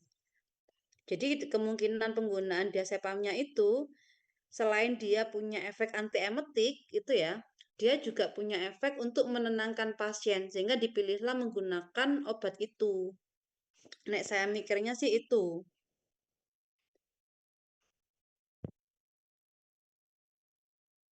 Nek saya sih mikirnya itu deh untuk penggunaan antiemetiknya apa penggunaan benzodiazepinnya. Jadi selain sebagai untuk antiemetik, dia digunakan sebagai ansietasnya itu supaya pasiennya itu nggak cemas. Soalnya kan juga ada nyeri ya. Iya, Ibu. Mm-mm, itu.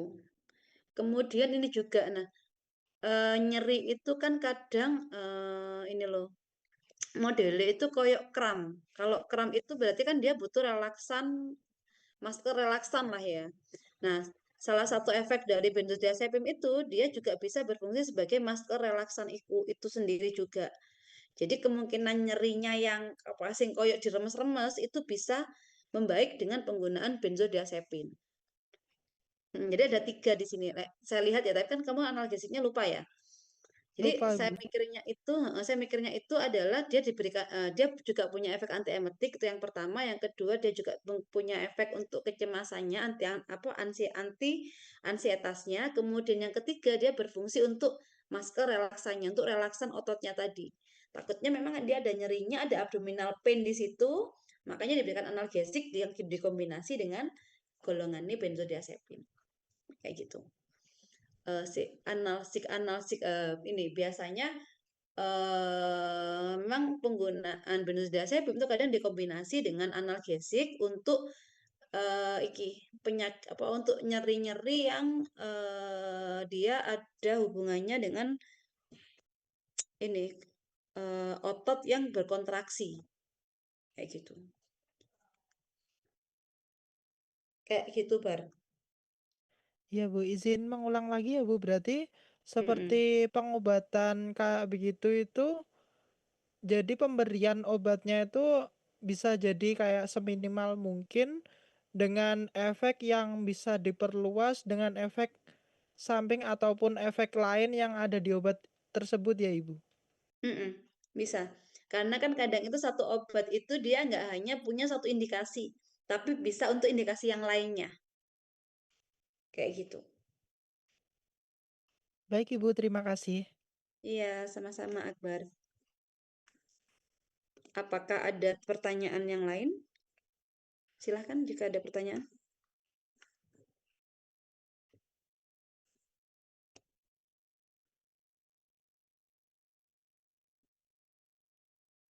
Kalau nggak ada, kita lanjut ke pembahasan yang kemarin ya. Sudah dikerjakan semua belum? Yang ini.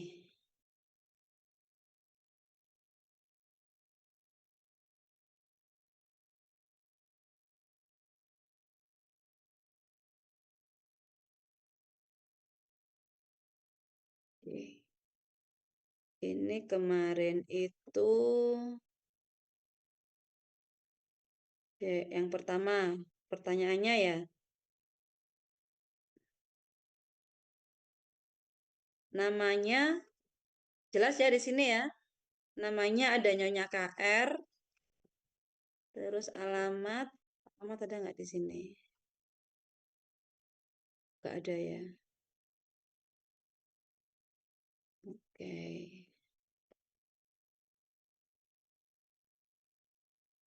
Hmm. Oke, berarti namanya itu di sini ya, ada Nyonya KR.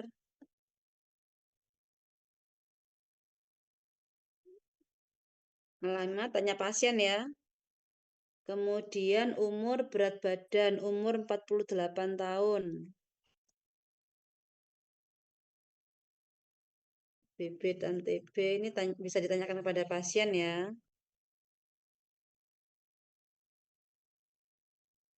Tanya pasien. Alergi apakah ada? Keluhan utama, semakin memburuk, memperbaring. Sudah tidur. Tidak ada ya, tidak ada riwayat, swasta, DM, metformin. Oh ini, berat badannya 70 kilo, tinggi badan 150. berarti 70 kilo. Kemudian tinggi badannya 150 cm.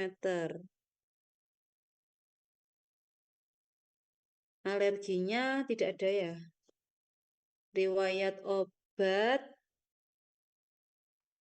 antasida, metformin, glibenclamid.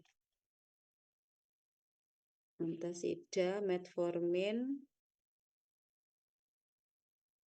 glibenclamid. Nah, data subjektif riwayat penyakitnya ini DM ya. Ya, riwayat penyakit yang di sini yang bisa dilihat itu adalah DM. Kemudian ini, pasien mengaku tidak memiliki riwayat gangguan saluran cerna. Berarti hanya DM aja ya yang diakui oleh pasien. Kemudian di sini data subjektif. Ini ya, nyeri ulu hati disertai rasa terbakar hingga ke leher dan punggung. Ini kan ya.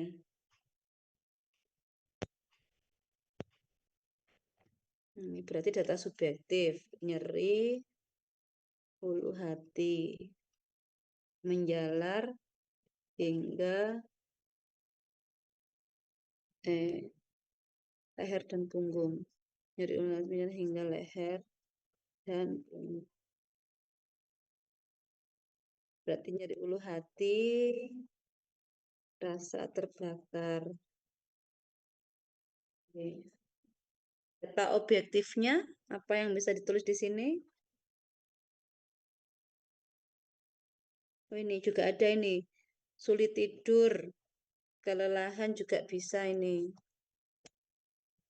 Sulit tidur, kelelahan.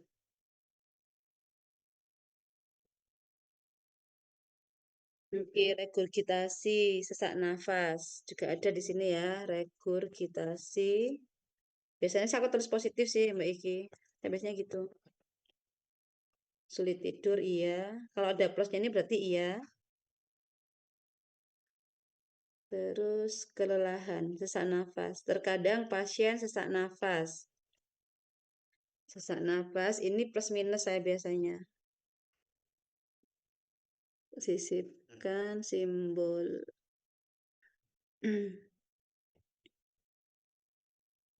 Nih. Kalau plus minus ini biasanya kadang iya, kadang enggak. Tuh. Data objektif. Data objektif. Kalau ya, sini ya. Objektif ini bisa nggak kalau ini GERD dengan gejala moderate? Ini kan hasil pemeriksaan ya.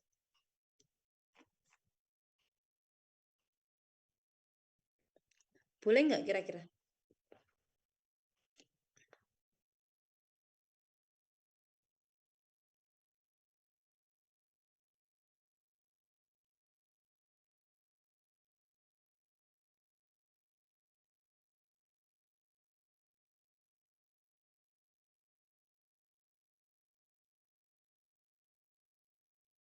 Oh, nggak ada ya. Biasanya TTV. Hmm. Nih, berat badan sama tinggi badan itu bisa masuk ke data objektif. Dari data objektif itu datanya bisa terukur. Ini berarti DE berat badannya 70 kilogram, tinggi badannya 150 cm. IMT-nya berapa kira-kira pada pasien ini?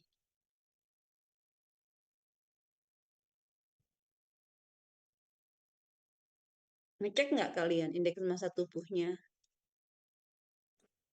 Izin menjawab Bu, untuk IMD-nya Ya, lebih dari 27 yaitu 31. 31. Iya, 31.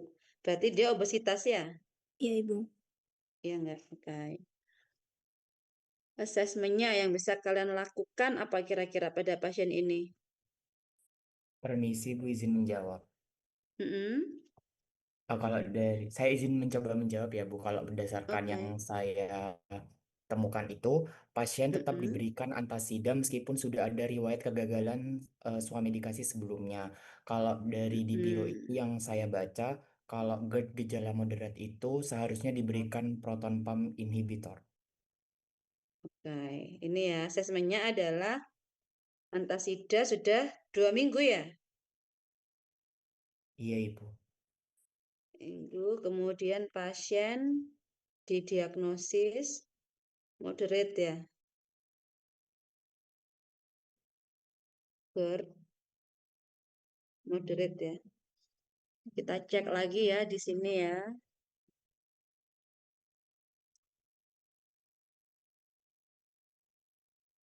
Nah, ini kan ya.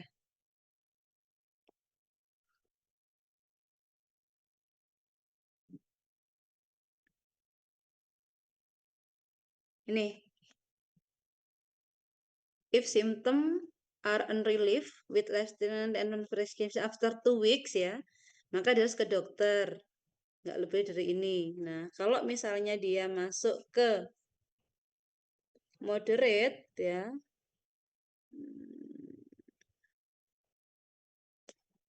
hmm,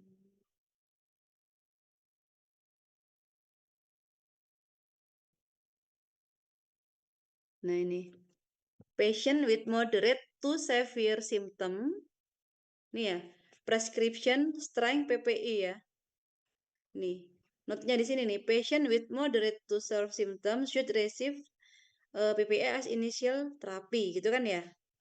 Berarti pada pasien ini kan dia sudah gagal dengan, bukan gagal.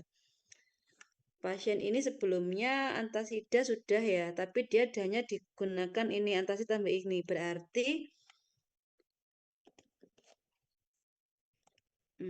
di Biro ya, di Biro 2023 terapi seharusnya menggunakan PPI ya. Iya, Ibu.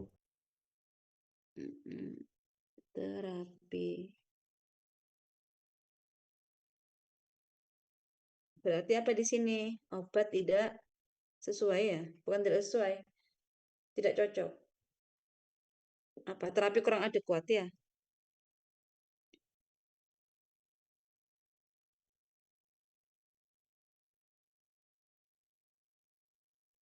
Nih.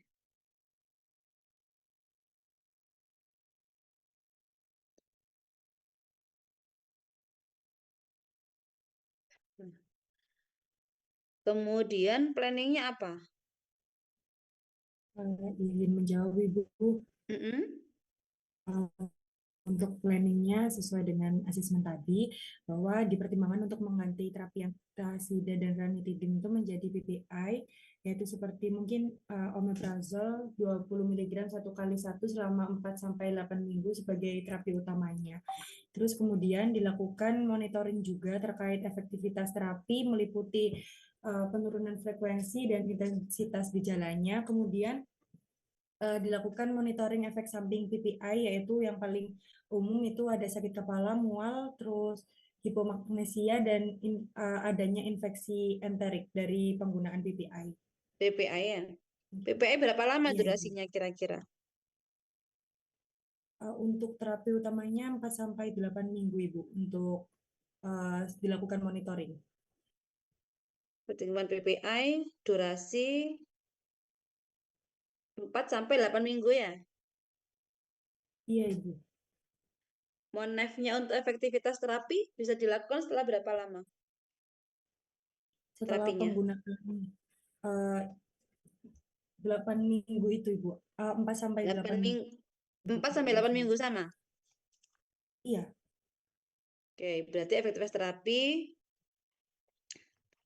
keluhan pasien ya. Keluhan pasien setelah penggunaan PPI 4-8 minggu. Ini ya.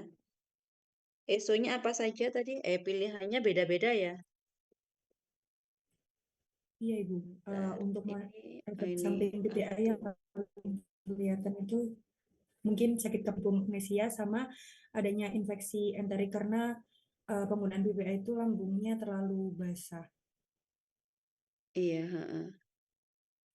Setelah terapi berapa lama PPA itu? Ini loh. Ini ya, yang perlu ini efek sampingnya ini ya. Terkait efek samping obatnya mungkin pusing, kemudian diare, perutnya nggak nyaman ya, serta mual gitu kan ya. Kemudian tanda-tanda infeksi entrik ataupun CAP ya. Kalau yang long term ini penggunaan setelah berapa lama?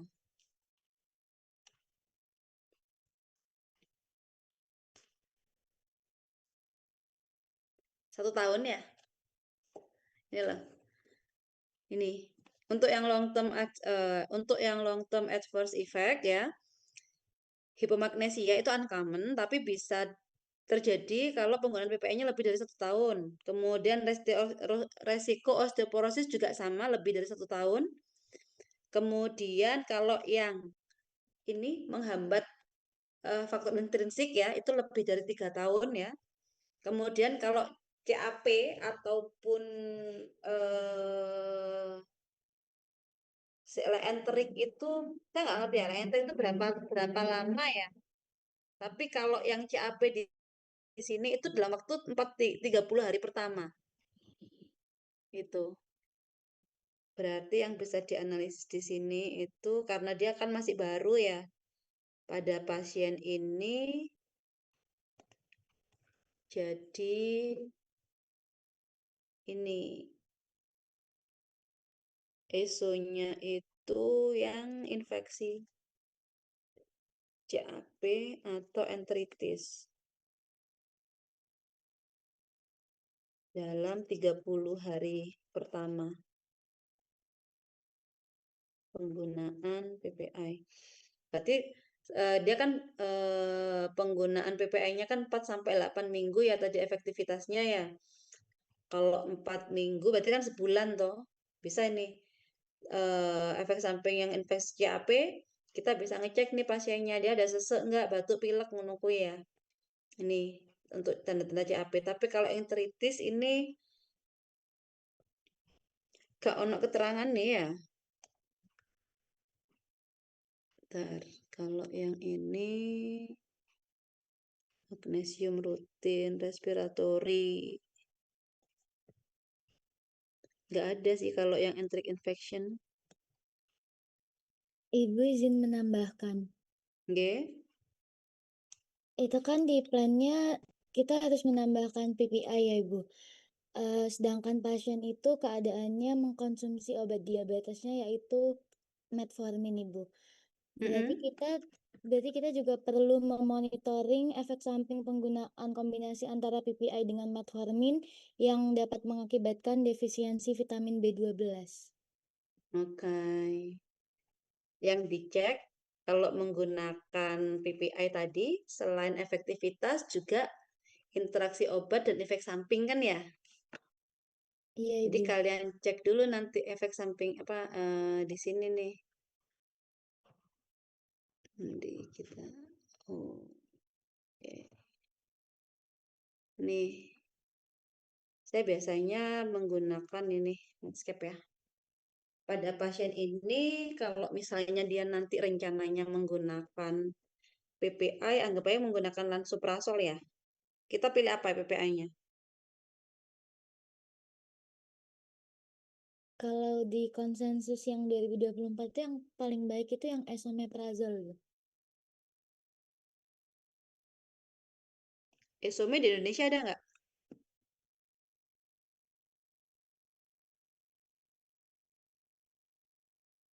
Esomeprazole. Ada. Oh, Nexium ada. Esomeprazole ya, coba ya. Ada kok di Indonesia, tapi kayaknya legone larang. Lebih mahal dia dibandingkan. Kemudian ada glibenclamid tadi ya. Gliben, nggak ada.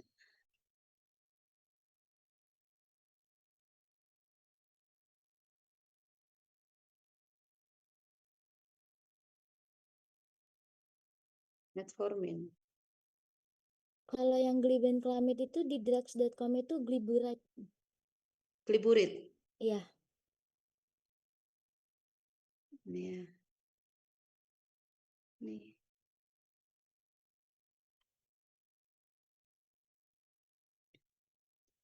Interaksinya cuma satu.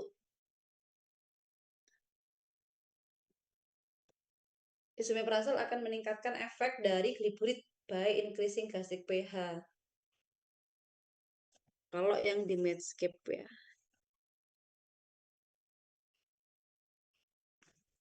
Coba kalau yang lainnya. Coba di sini.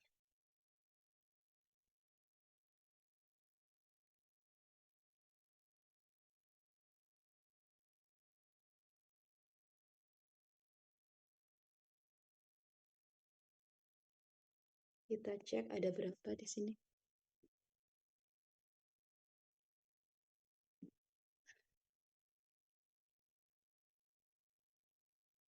Oke, pasti ya ini ya. Ya kadar gula darahnya. Gliburit esomeprazol. Oh ya. Berarti yang pada pasien ini untuk terkait dengan efek sampingnya adalah monitoring kadar gula darah. Ya. Kalau dengan penyakit apa?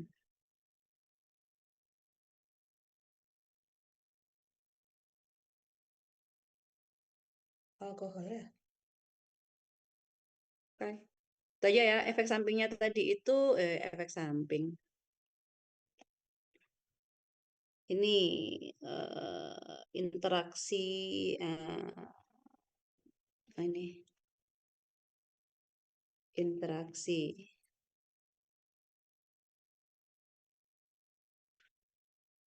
apa tadi? Saya lupa. Gliburit. Interaksi gliben dengan metformin. Ya, ya GDA. Sampai tanda-tanda hipoglikemia. Itu edukasi pasien ya. Edukasi pasien. Terus habis gitu interaksi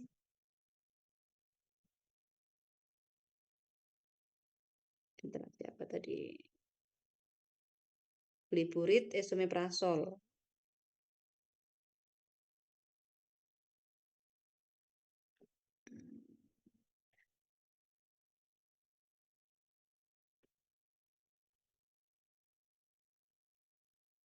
Esomeprazol dengan gliburit.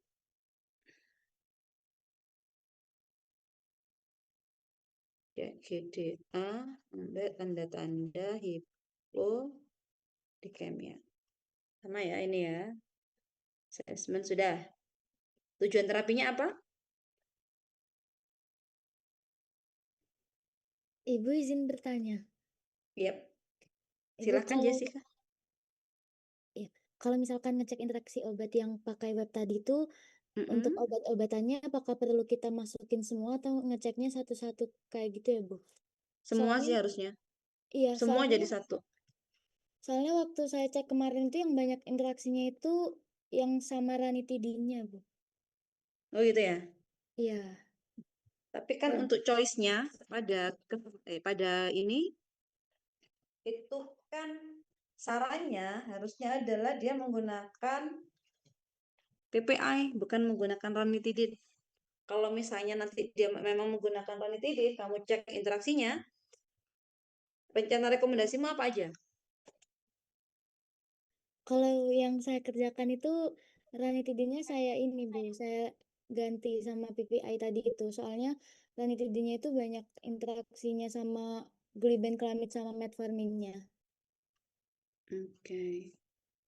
Lagian kalau dilihat dari kondisi pasiennya, harusnya kan dia nggak dapat ranitidin ya, karena masuk yang moderate ya. Iya, Choice-nya Ibu. kan menggunakan yang menggunakan PPI.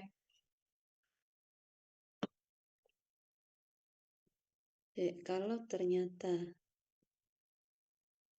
Ini tadi apa ranitidin ya?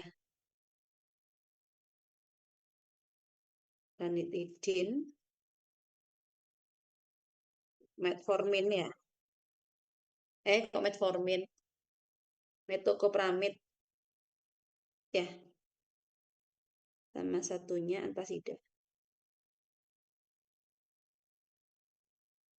Antasid ini biasanya ini wis kalsium karbonat. MgOH biasanya jarang di sini Kak menggunakan ini. Aluminium. Nah, ini. Oh,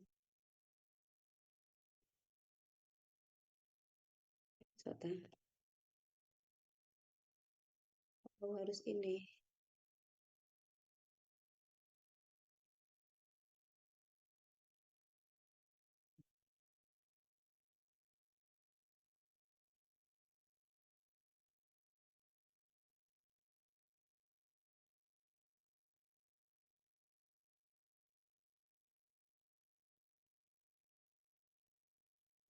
Hmm.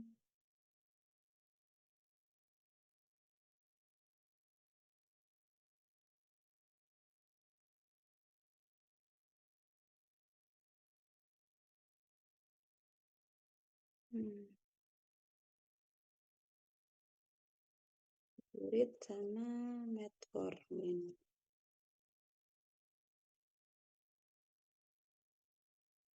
Ini ya.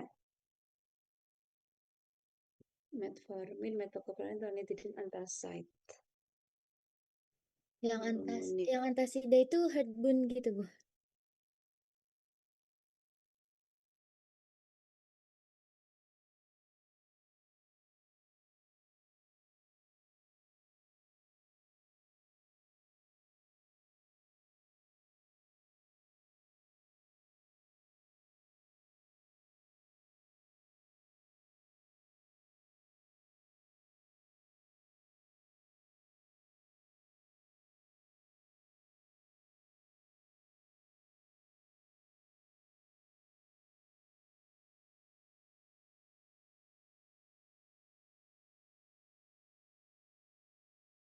Recording stopped.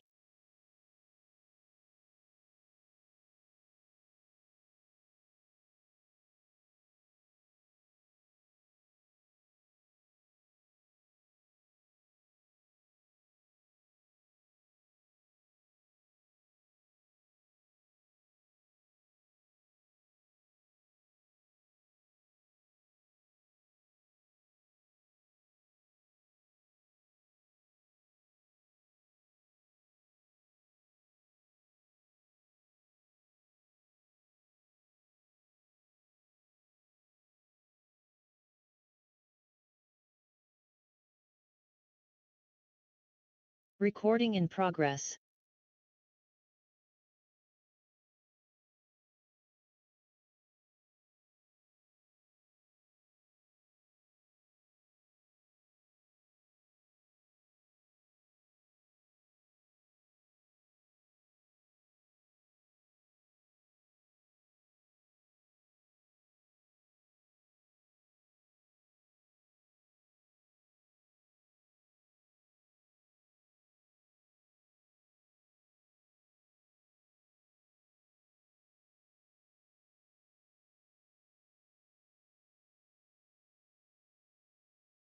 Iya ya, efek sampingnya kalau menggunakan ranitidin itu lebih banyak ya.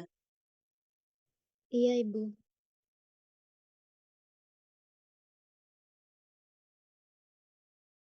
Iya sih, kemudian memang ini pada pasien ini kan moderate sampai severe ya.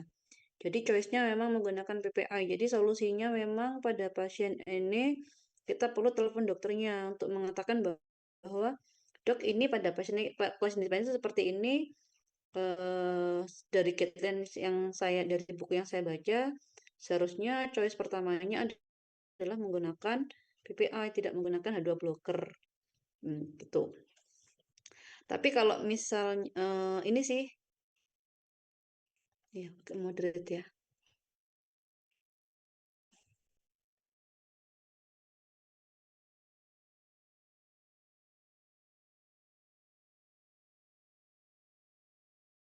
Mungkin aja sih pada dokter ini itu berpikir bahwa beliau itu kan awalnya riwayatnya gangguan saluran cerna kan nggak ada.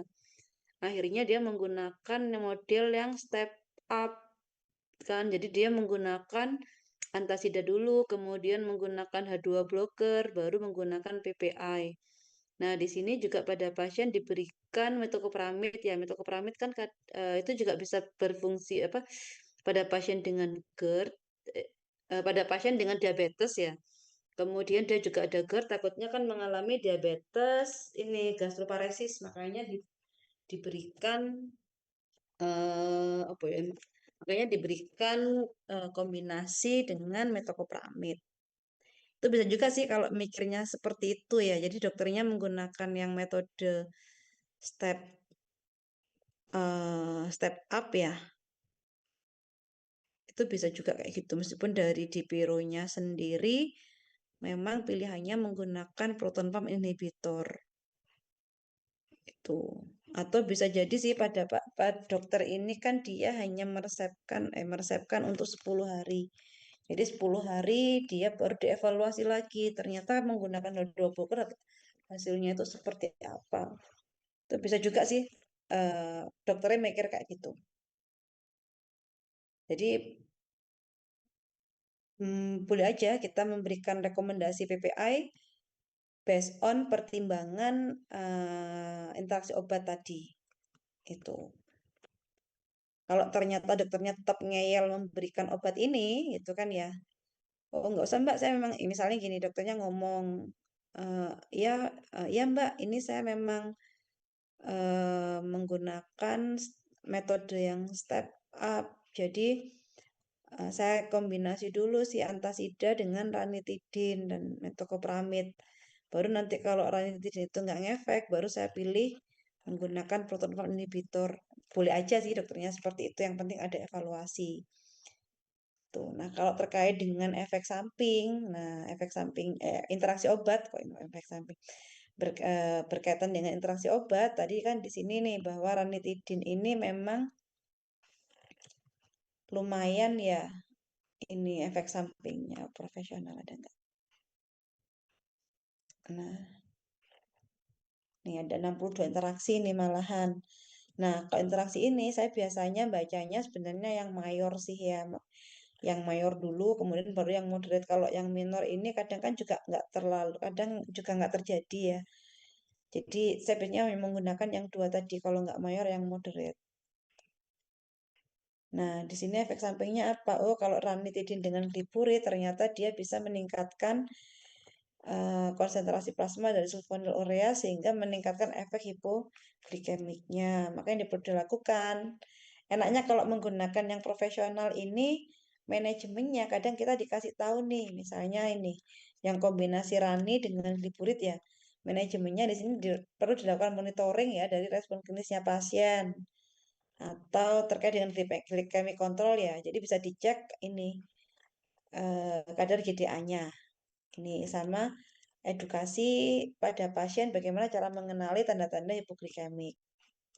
Itu sama apa yang harus dilakukan ketika hipoglikemik ini terjadi. Terus ini juga sih kalau misalnya ini penggunaan ranitidin dengan metformin ini juga bisa meningkatkan resiko terjadinya asidosis laktat.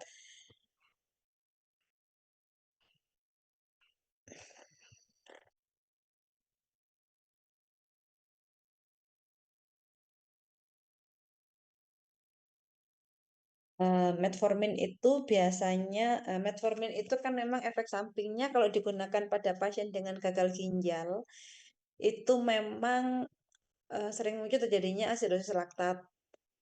Tapi misalnya pada pasien fungsi ginjalnya normal, ternyata dia bisa berkompetisi dengan ranitidin ini terkait dengan ini ekskresinya lewat transport tubulus renal. Ini juga bisa sih menjadi perhatian kalian bahwa ketika kedua obat ini digunakan, maka perlu dicek adanya tanda-tanda asidosis laktat. Itu bisa dimasukkan ke situ. Jadi memang banyak jawaban ya untuk pertanyaan ini. Tuh. Jadi tetap menggunakan metformin it's okay, tetap menggunakan ranitidin it's okay, tapi kalau misalnya menyarankan penggunaan PPA itu juga nggak salah itu. Kemudian ini apakah pasien memerlukan terapi, tujuan terapinya apa pada pasien ini? Berarti mengurangi gejala kan ya? Mengurangi gejala nyeri ulu hati dan juga rasa terbakar, kemudian mengurangi regurgitasine ya. Tuh, kemudian butuh nggak pada pasien ini terapi pemeliharaan? Sementara belum ya, kita tetap menggunakan obat yang ada ini ya dulu ya. Baru kemudian dievaluasi. Kemudian monitoring terapi tadi ya, setelah pasien ini kalau menggunakan yang PPI setelah 4 minggu ya, setelah 4 sampai 8 minggu. Kemudian kalau menggunakan terapi dokter ini berarti setelah 10 hari. Dia dianalisa ada perbaikan atau tidak. Kalau terapi non farmakologis pada pasien ini kan yang menggunakan yang menjadi faktor resiko adalah saat pasien berbaring ya. Nah, mungkin berbaringnya itu kondisi lambungnya sejajar dengan kondisi tenggorokannya. Jadi mungkin terapi non farmakologisnya bisa sedikit di head up sekitar 30 derajat. Jadi diganjel bantal kalau misalnya mau tidur, nggak telentang. Itu yang pertama. Kemudian yang kedua, pasien ini kan dia obesitas ya, mungkin bisa direkomendasikan untuk menurunkan berat badan. Iku. Kemudian apa bedanya antara GERD dan ulkus? Apa? Kalau ulkus sudah ada lukanya, sudah ada ulcernya. Tapi kalau GERD belum tentu. Ini. Kemudian kalau untuk yang alarm simptom sudah ada ya di sini ya, alarm simptomnya. Jadi tinggal nyalin aja. Ini. Oke, apakah ada pertanyaan ya untuk studi kasusnya ya?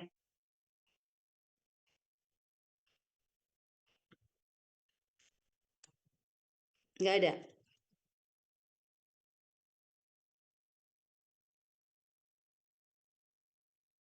Sepertinya tidak ada, Bu. Nggak ada ya? Oke, kalau nggak ada, saya akhiri ya kuliah kita pada malam hari ini. Kurang lebihnya saya mohon maaf ya. Wabillahi taufiq wa hidayah. Wassalamualaikum warahmatullahi wabarakatuh. Waalaikumsalam warahmatullahi wabarakatuh. Terima kasih, Waalaikumsalam Ibu. warahmatullahi wabarakatuh. Terima kasih Terima kasih, kembali. Saya Bu. ending ya. Recording stopped.